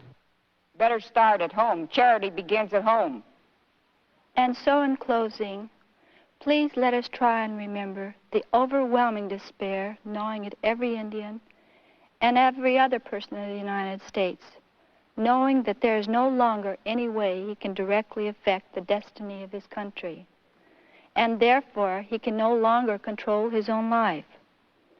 You know, it's hard to believe that this country, which was started in a small corner of Virginia, where, even though the population was very small, God created such incredible people as James Monroe, James Madison, George Washington, Patrick Henry, George Wythe, Peyton Randolph, George Mason, the unbelievable Thomas Jefferson, and many, many others. The question now is whether that incredible spirit of those men which created this country is to be completely obliterated by the greed and corruption which exists at every conceivable political level, from the White House to the teeniest trading post on the Indian reservation.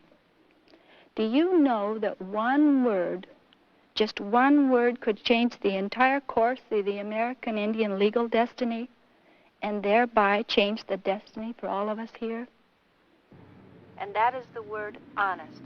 That one word could change this government of special interest groups. Back to the spirit of Thomas Jefferson and Patrick Henry, which is a government of the people. Jefferson summed it all up in one phrase. The entire art of government is being honest. To those of you who make peaceful evolution impossible, it is you and only you that will make violent revolution inevitable. Thank you.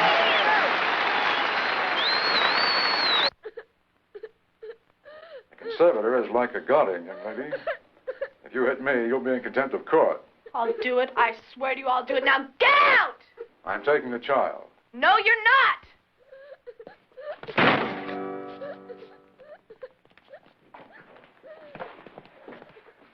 What the hell do you think you're doing? I haven't discharged this patient yet. We petition the court to name me as conservator. Normally, I am a peaceful man, Carl, but if he's not out of this room by the time I turn around, I'm throwing this vile, decaying dung heap right through that window. Now, you get him the hell out of here! Until the court does appoint you conservator, this is illegal, Harry, and you know it. Now, come on. Let's go down the hall and talk this over. Don't you worry, honey.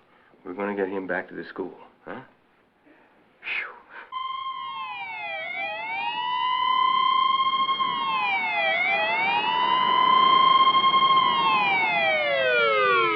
Coming to arrest Grandfather! They're coming to arrest Grandfather! All right, Cole, what's this warrant for? You're not going to take him in, Paul. Cole, I don't believe you. This is absurd, absolutely absurd. Grandfather would never accept lease money. Yellowhawk is behind this. Obviously, that's a frame-up. But just as obviously, you can beat it. Unless someone else does something stupid. He's right. Come on, Grandfather. I'll go in with you.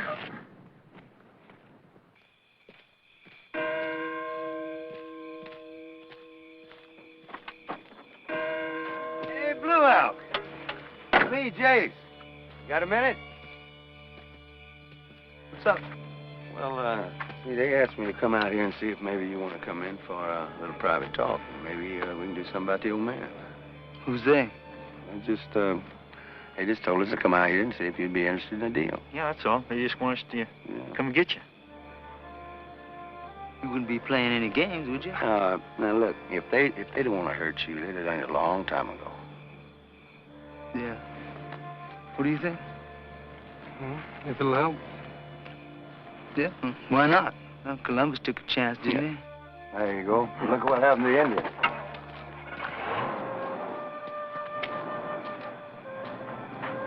Now, just go around the other side.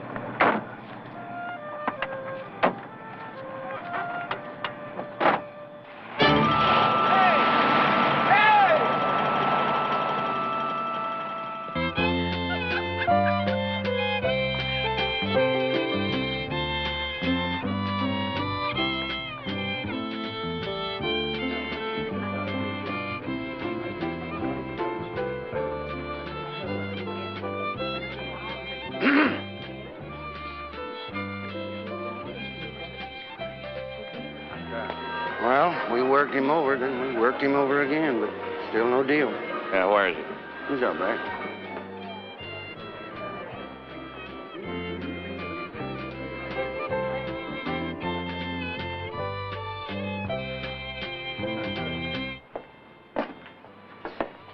Well, now, what in the world happened to you, Blue Al? What's the matter with you, partner? I'm not one of your drunken Indians. Doing this to me is going to create a lot of attention. That's the general idea. In other words, Blue Elk, we're going to make an example out of you.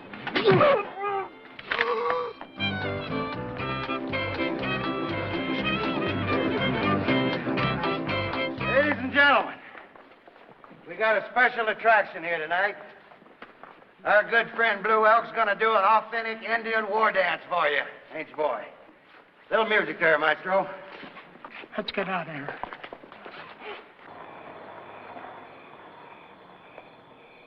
Give me that stick drum, boy.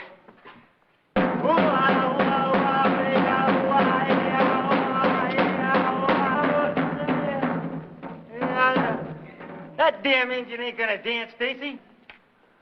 Oh, he's gonna dance all right. Ain't you, boy? You gonna dance, ain't you, boy? Because if you don't dance, son, I'm gonna burn all the skin off the bottom of your feet.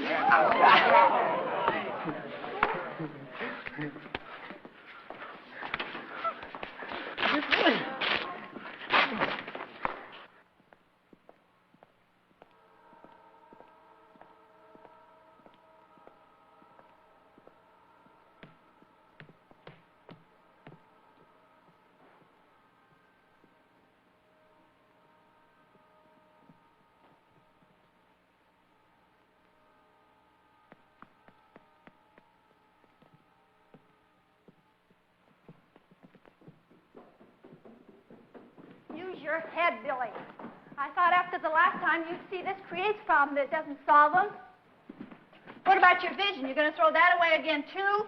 Damn it, Billy! Did somebody else have to be killed before you'll learn? Look, there is a human being lying down there who also happens to be my friend. Now, you tell me, what do you want me to do? Just leave him lie there?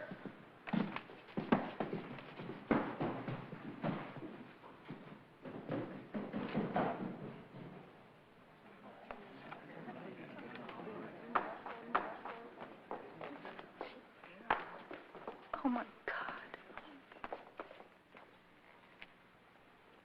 Come on, honey. This is insane. Let's get out of here. Why?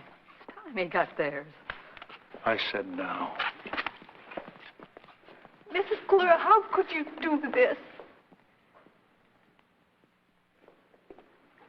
Dr. Elam, you're a dentist. You took an oath. Don't you dare turn away from me. Look at him. How could you possibly enjoy this?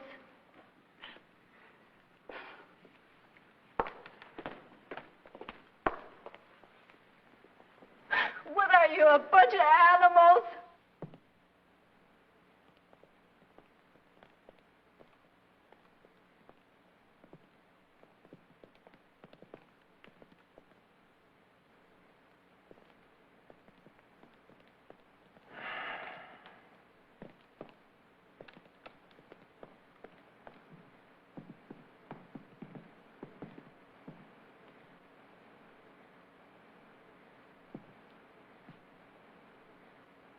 Oh, come on. You guys aren't going to really use all of these things now, are you? Try us. If you're giving me a choice, I would just as soon quietly walk out of here and go on home. Billy, stop it! Somebody stop it! What are you, insane? All we want to do is take our friend Blue Elk and quietly walk out of here. Not this time, Billy. Oh, Posner, for God's sake, there are witnesses, hundreds of them. He's not walking out of here. Well, if that's the way it's going to be, Buster, you're going to have to club me down first. Are you ready to do that? If I have to. Damn you! Somebody get the police, and hurry! Just your feet against all of this? Well, looks like we're just going to have to improvise. You know, I don't remember who it was, but somebody one time told me that if there's absolutely no way that you can get out of taking a terrible beating, the only intelligent thing for you to do is to try to get in the first lick.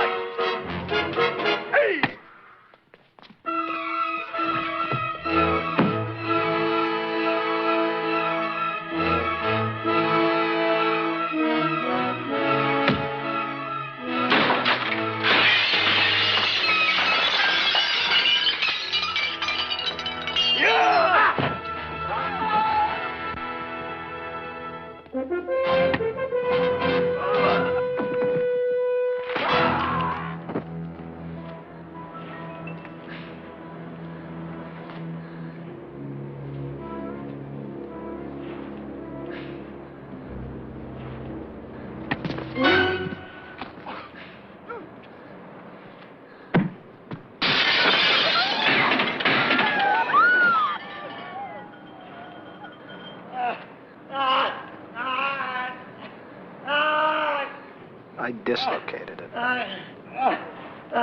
Oh, come on, it's just separated. Quit bellowing like such a baby. I'm pathetic, Brady Jane. Okay, bring it up. This part's gonna hurt you.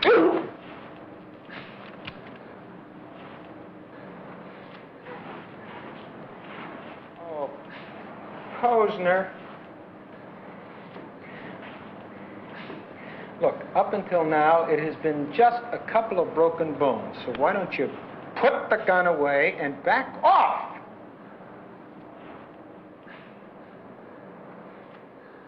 Tell me something. Were Posners all born to be jackasses? If you miss me, you're going to hit one of your own men. Please, I'm asking you nice. If that'll help, why don't you just put the gun away and let's quietly go on home? I'm arresting you for assault. You have no right to hold me here. I'm a free man. I'm arresting you, too. One false move, and I'll kill you. By God, I'll kill you. Come on, don't.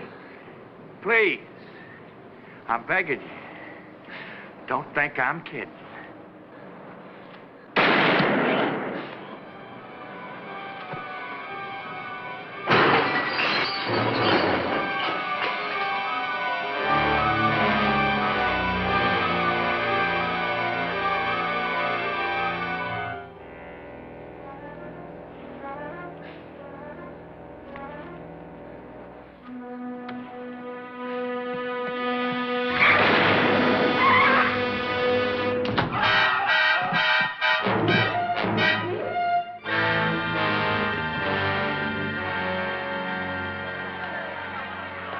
136, yes. 135, stand by.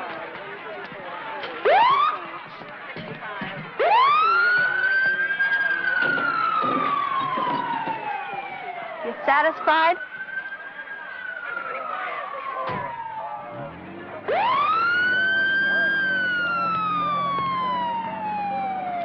I'm taking you in, Billy.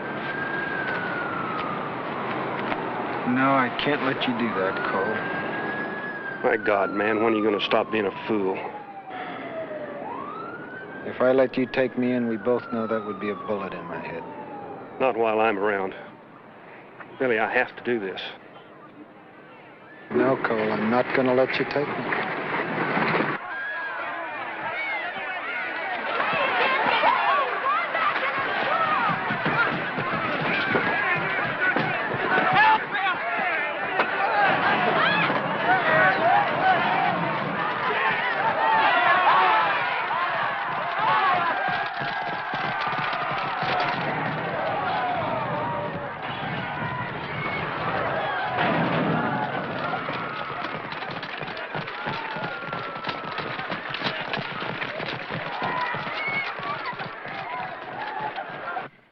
Full-scale riot. They want the Guard and the standby federal troops. Yeah? Who's screaming the loudest? You want them in alphabetical order? I heard Posner's been killed. Are you sure? Yes, sir. How? Billy Jack. Well, get him. I'm afraid we can't, sir. The whole world saw it. It was clearly self-defense. I said arrest him.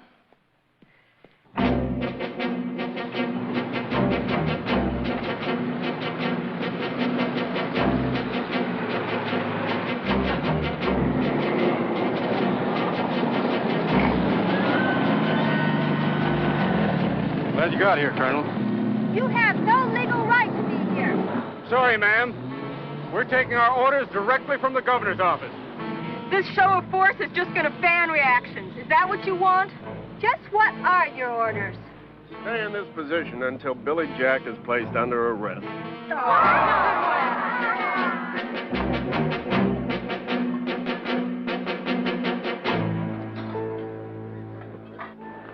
On top of everything else, now it starts to rain. I don't know, Billy. Maybe I should have listened and cut back on some of those exposés. Do you know what I think? No. I think that your refusal to stop those exposés and give advice is kind of a cop-out. Just what do you mean by that? Well, by not ever giving advice, you don't ever have the awesome responsibility of someone following your advice and making a terrible mistake, maybe getting hurt. It's kind of a nice, safe way to do it. Are you accusing me of being afraid of responsibility? In some ways, yes. Why else didn't you speak up about the exposés? I mean, after Nixon resigned, why didn't you do something about it then? Because I thought the kids were doing the right thing. Your trouble is that you think everybody is pure of heart and gives a damn. What's that supposed to mean? Well, you think that all you have to do is bring all these injustices out in the open and everybody's going to rise up and do something about it. Look what happened to Kennedy after Chappaquiddick, or all the crooks with Nixon and Watergate. Things went right on. People forget. Come on. The hell with all that. The only important thing now is how can we get out of this mess without somebody getting hurt? I think you've got to try and slip out of here any way you can. It's funny. Last time you were the one who couldn't wait for me to surrender. It's not funny. It's totally different this time. They're going to kill you, Billy. How many kids were shot at that Kent State and all those other... What in the hell does that have to do with anything? It has everything to do with it. If they have to force their way in here looking for me, a lot of people are going to get hurt. Now look at who's the nonviolent one. Now, I'm not being nonviolent. I'm just trying to buy a little bit of time. Besides, they wouldn't dare hurt me now.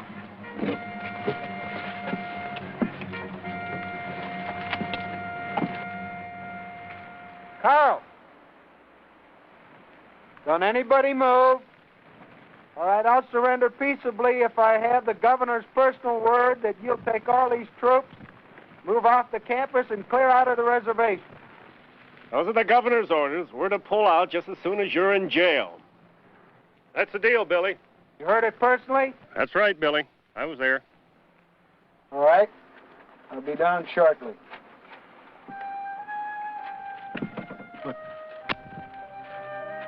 I came up here so fast I forgot to bring bullets.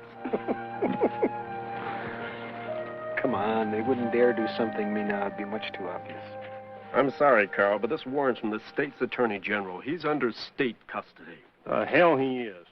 I'll take him in. No, you won't. The attorney general received orders directly from the state Supreme Court and gave them personally to me. I'm sorry, Carl. And I'll follow along to make sure nothing happens. He's yours, Stanley. All right, Al.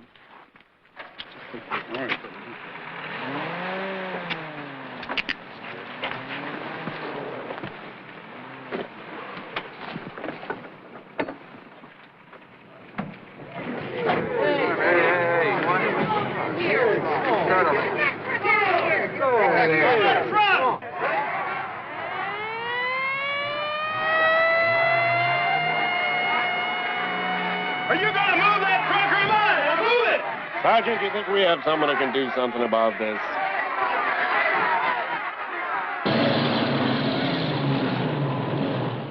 What the hell is that? Just a precaution, ma'am. What do you mean, precaution? I thought the deal was when Billy surrendered, the governor would take all you Gestapo out of here. Don't bite at me, lady. I'm just an order taker. Ma'am.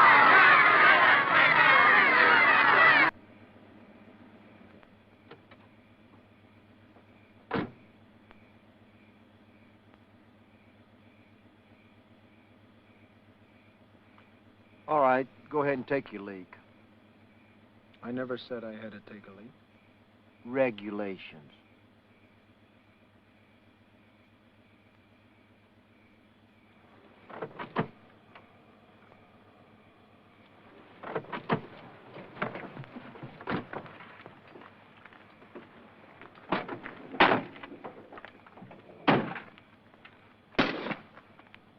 Pick it up. It may be dangerous out there in the dark.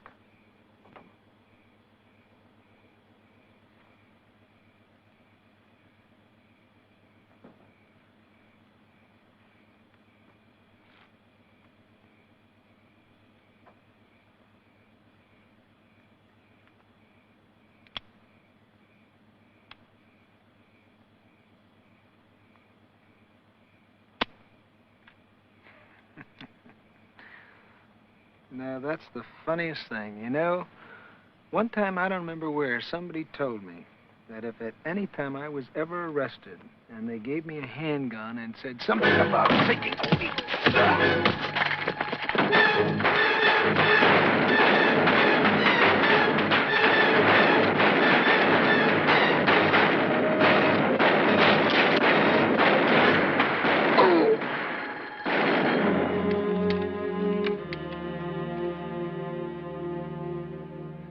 My God, man, do you realize what they will do to us?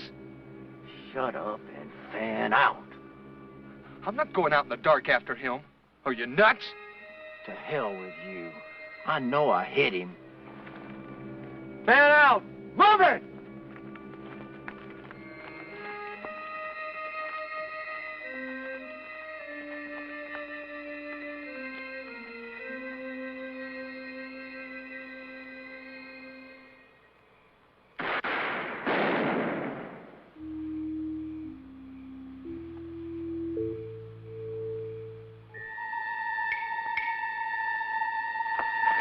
One sound and I tear out the windpipe.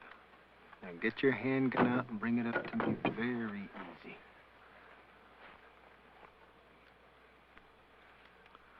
All right. I want the keys to these cuffs, the coil wire from this car, and the microphone. You understand? Real slow.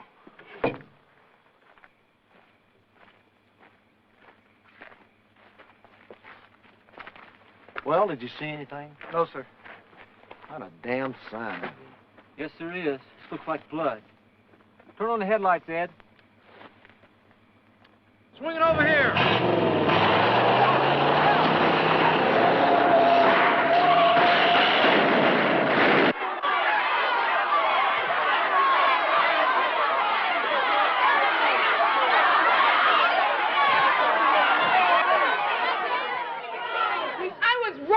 I said to turn the other cheek. Brute power can only be met by brute power.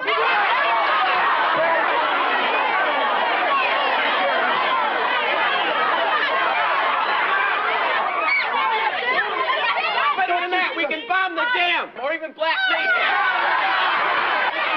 Shut up! We'll get that coverage on CBS.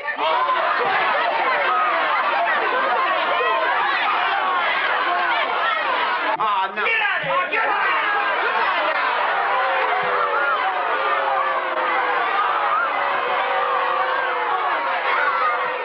Oh, we don't want to hear any good speech.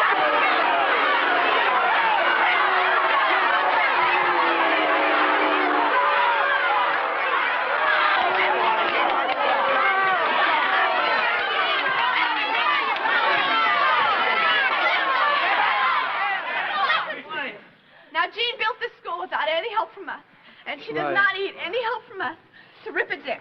She can do just fine on her own if that's what she wants. I think she has a right to, voice an opinion on what she wants. Right, he said she has a right.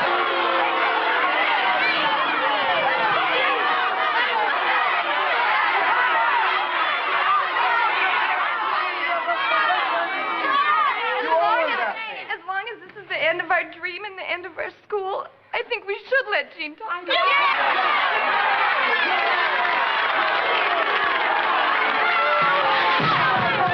Anya! Damn it, I'm mad! And you, Jocelyn, I don't care if you want a speech or not, you're gonna hear one, baby.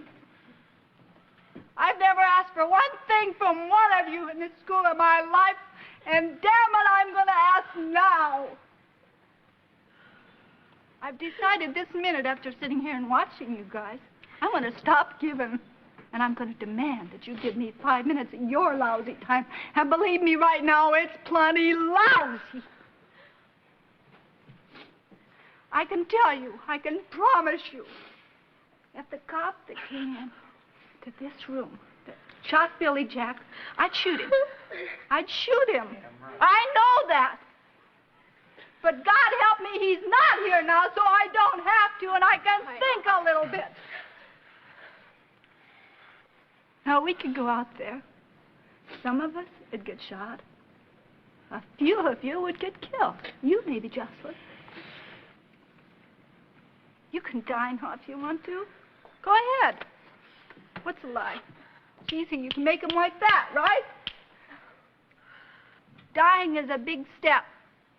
And if we wanted to, and if we really want to die, and if we really want to ruin this school and totally destroy it, I think we can do it just as easily tomorrow as we can tonight.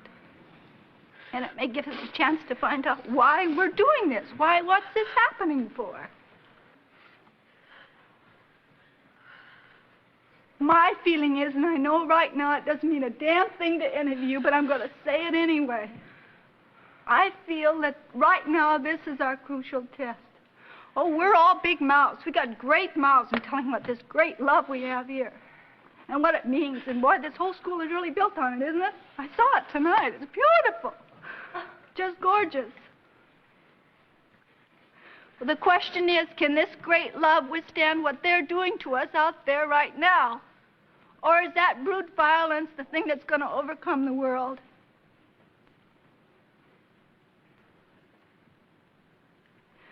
Now, you all know Danny.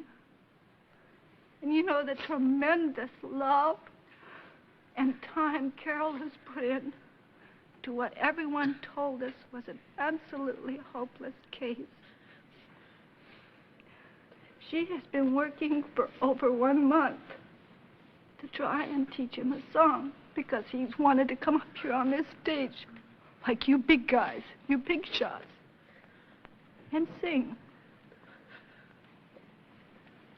Well, there may not be a platform here tomorrow. There may not be a school here tomorrow. You may not be here tomorrow. You may not be here tomorrow. Because you may decide to go out and get yourself shot. So I'm going to ask you one small favor. Can you give Danny his chance to be a big guy? And I hope to God he doesn't turn out like some of you. So, Carol, Danny, would you please come up now? And please let him have his chance.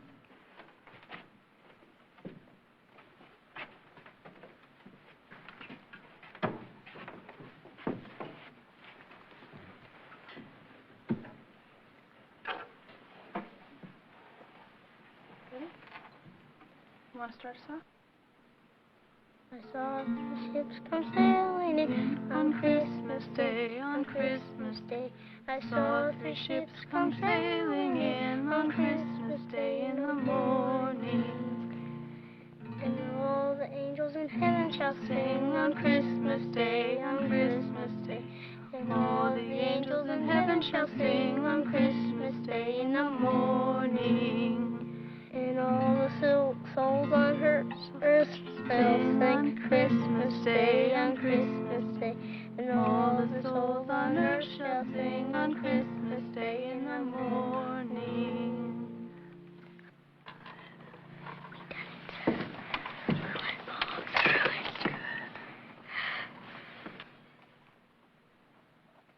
Thank you.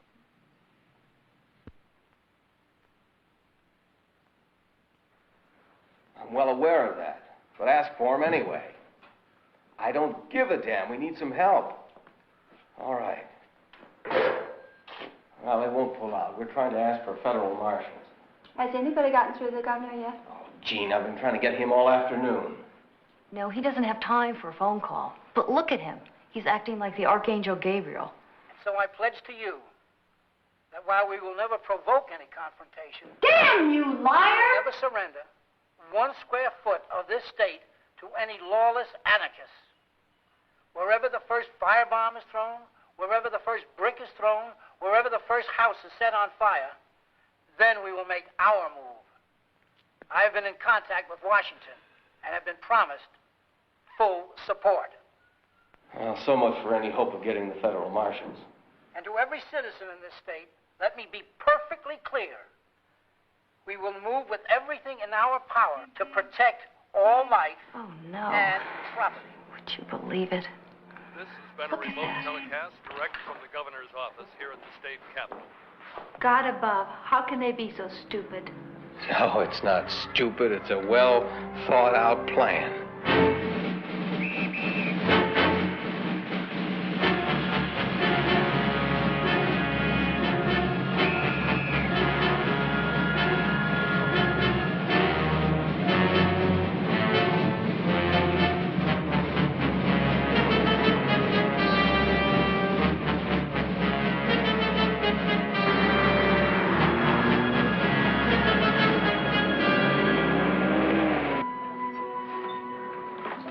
Forgot.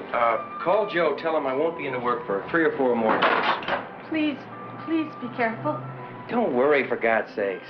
Why is Mom so upset? Well, she's just being silly, Danny. Now, give your old dad a hug. It's got to last me a couple days. The governor's office wants verification that radicals are pouring into the school from all over the state. Verified. Verified.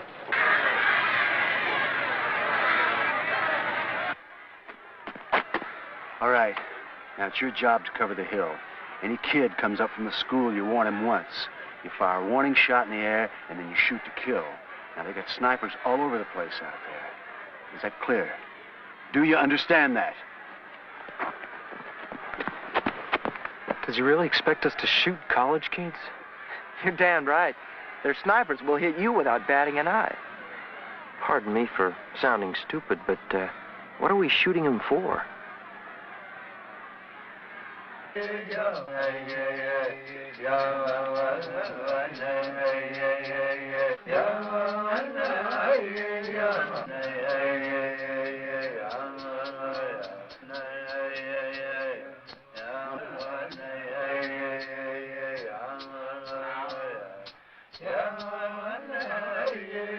Your medicine failed.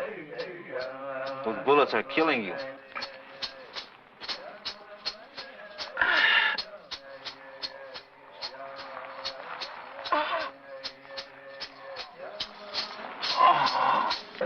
grandfather says it's because you didn't respect your vision. You acted the same way after it as you did before.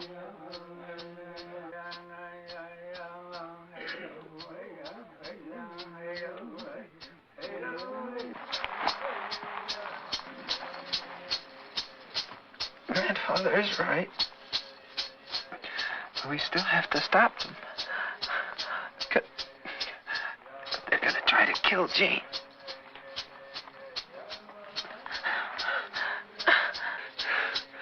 Will any of you help me?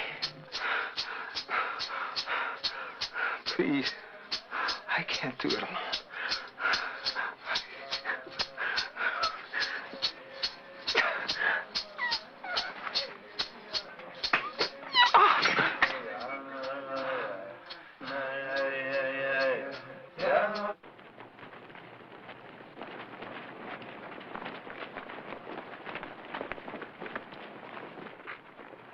Turn their supply shack.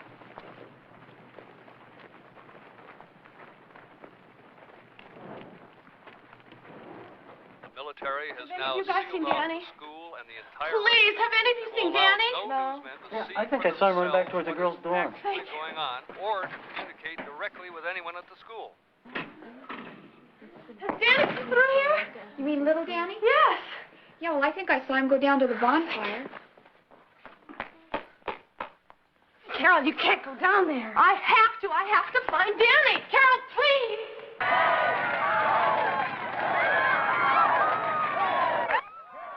Now they've set a shack on fire. You better send a fire truck and more men to push them back. Right. Over.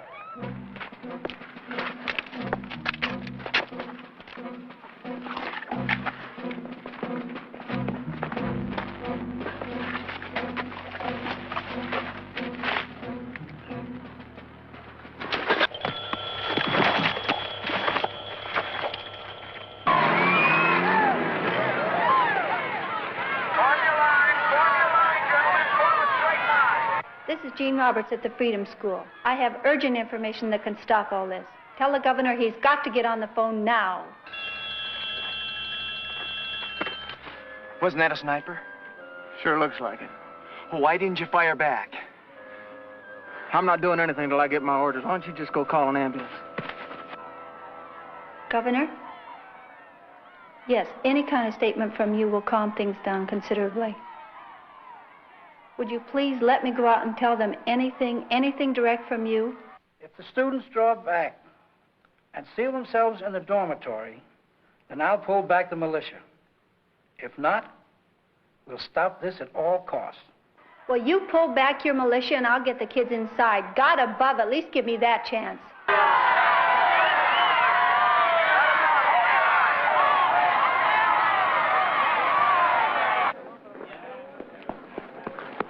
Have you seen Danny? No, I've been with Joanne. Try the playground. I'll try the barn. He's probably down with his burro.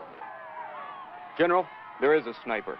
Lieutenant Stowe, take your squad around the hill to the other side of that wall. See if you can find that sniper. Yes, sir. What kind of buckshot are you using? That's double-aught.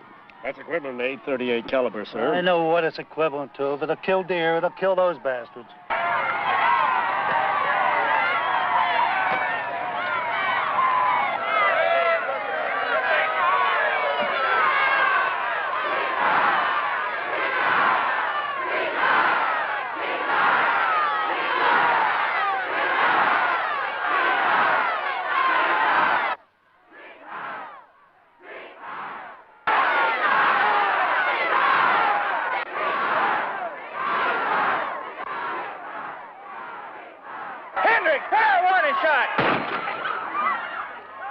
What was that? The sniper. He's firing at us.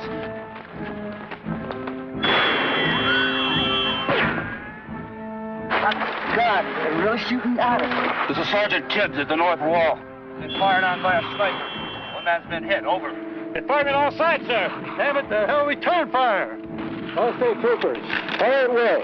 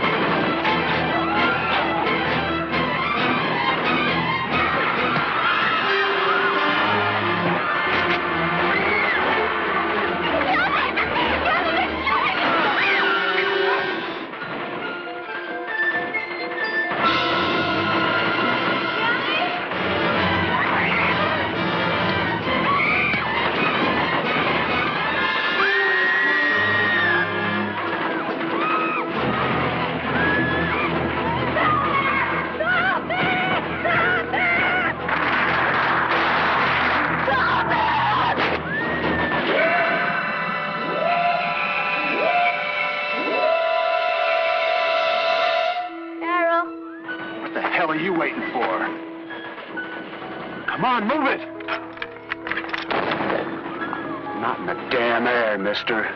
Down into the crowd. Now.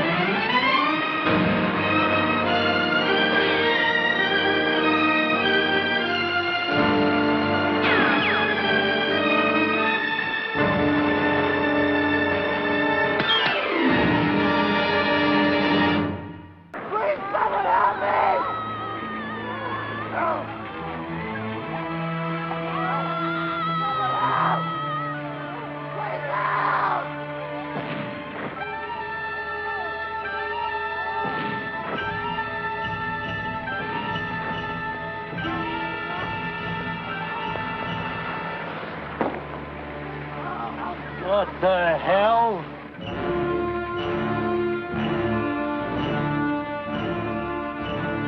Colonel, what's on down there? What's going on down there? Please, someone help me!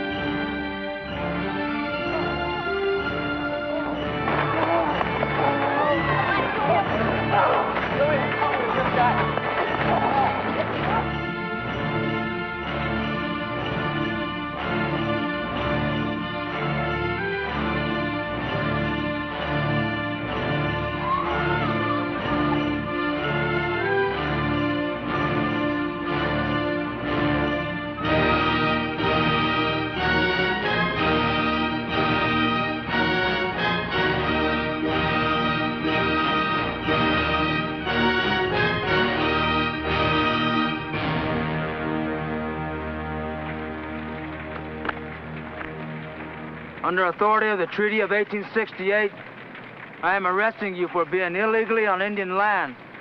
If you resist, or if you want to continue this senseless slaughter of these unarmed students who are here under our protection, then you'll have to shoot your way through us. This is a monumental step you're taking. You give us no other choice. If this country must have another civil war, then let us start here. What the hell is he doing?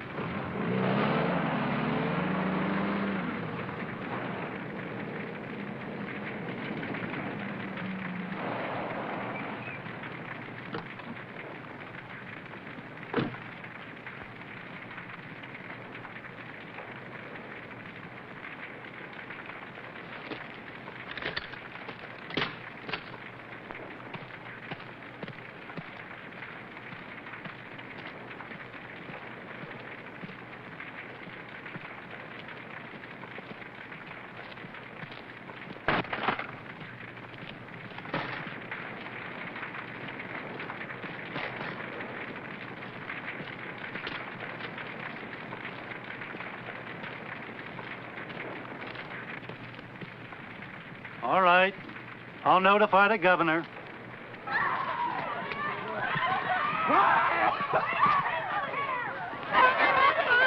No, don't roll me over. Somebody help us, please.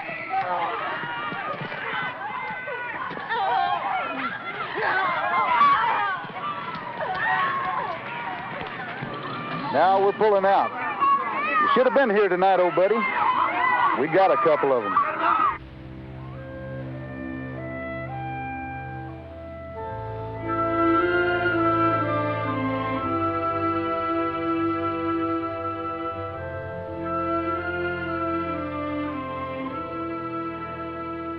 Funny. I thought the Freedom School was a symbol of everything good and right. And the American spirit. We had kids of different races, ideologies, religions, all living and working together in peace and harmony.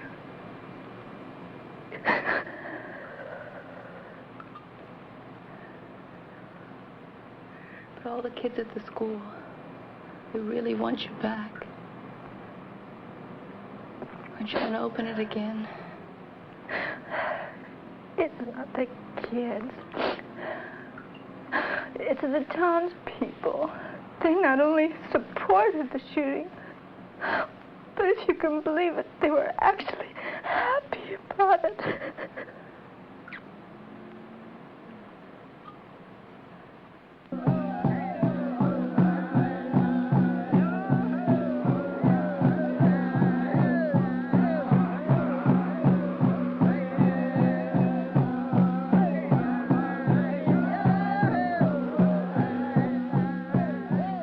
What do they think?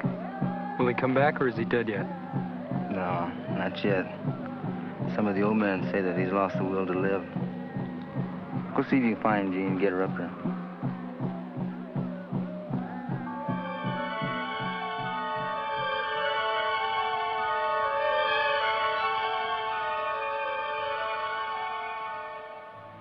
You have not learned enough to come over to this side permanently. Why? My spirit progresses so poorly on the other side. That's because you don't value your visions. You must carefully listen to them and change your life according to what they say. I understand that. But why can't I do that here? You must go back. For when people can see how someone as violent as you can change and find inner peace, then you will set a good example. After you have gone back and practiced the fourth way, then you will meet your spiritual guide. Well, how am I supposed to do that? I don't even know what the fourth way is. My friend will tell you, but you will not be able to reach the fourth way until you stop covering your weaknesses with violent acts. The fourth and highest level is when, no matter what they do to your body, they cannot touch your soul, because you are so deeply into your own center. Then you see violence and anger and bullying not as threats, but as cover-up used by panicked men who are frightened and in pain. Instead of hating them, you truly feel sorry for their weakness and can easily turn and offer them your other cheek. Now go back and do what you must do, and take Carol, for she will help you carry on the teachings.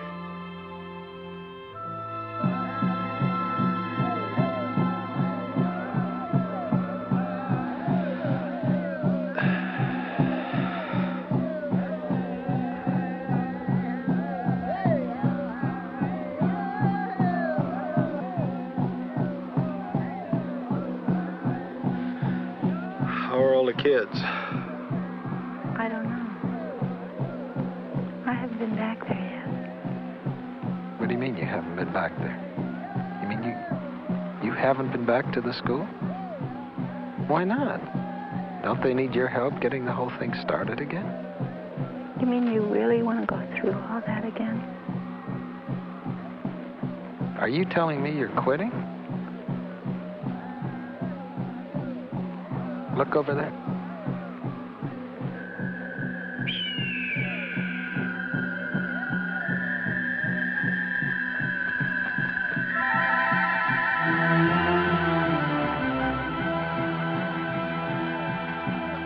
Well, that's a strong sign. That doesn't change your mind at all?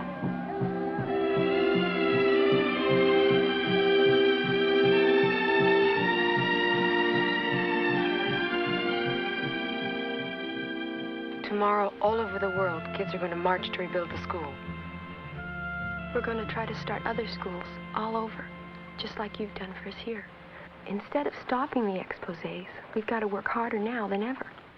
With Ford and Rockefeller, nothing will really change. Everyone suddenly forgot about all the urgent reforms. So we've got to keep on fighting until those reforms really happen. We've all decided, everybody, we're going to dedicate the march to you. Please come in.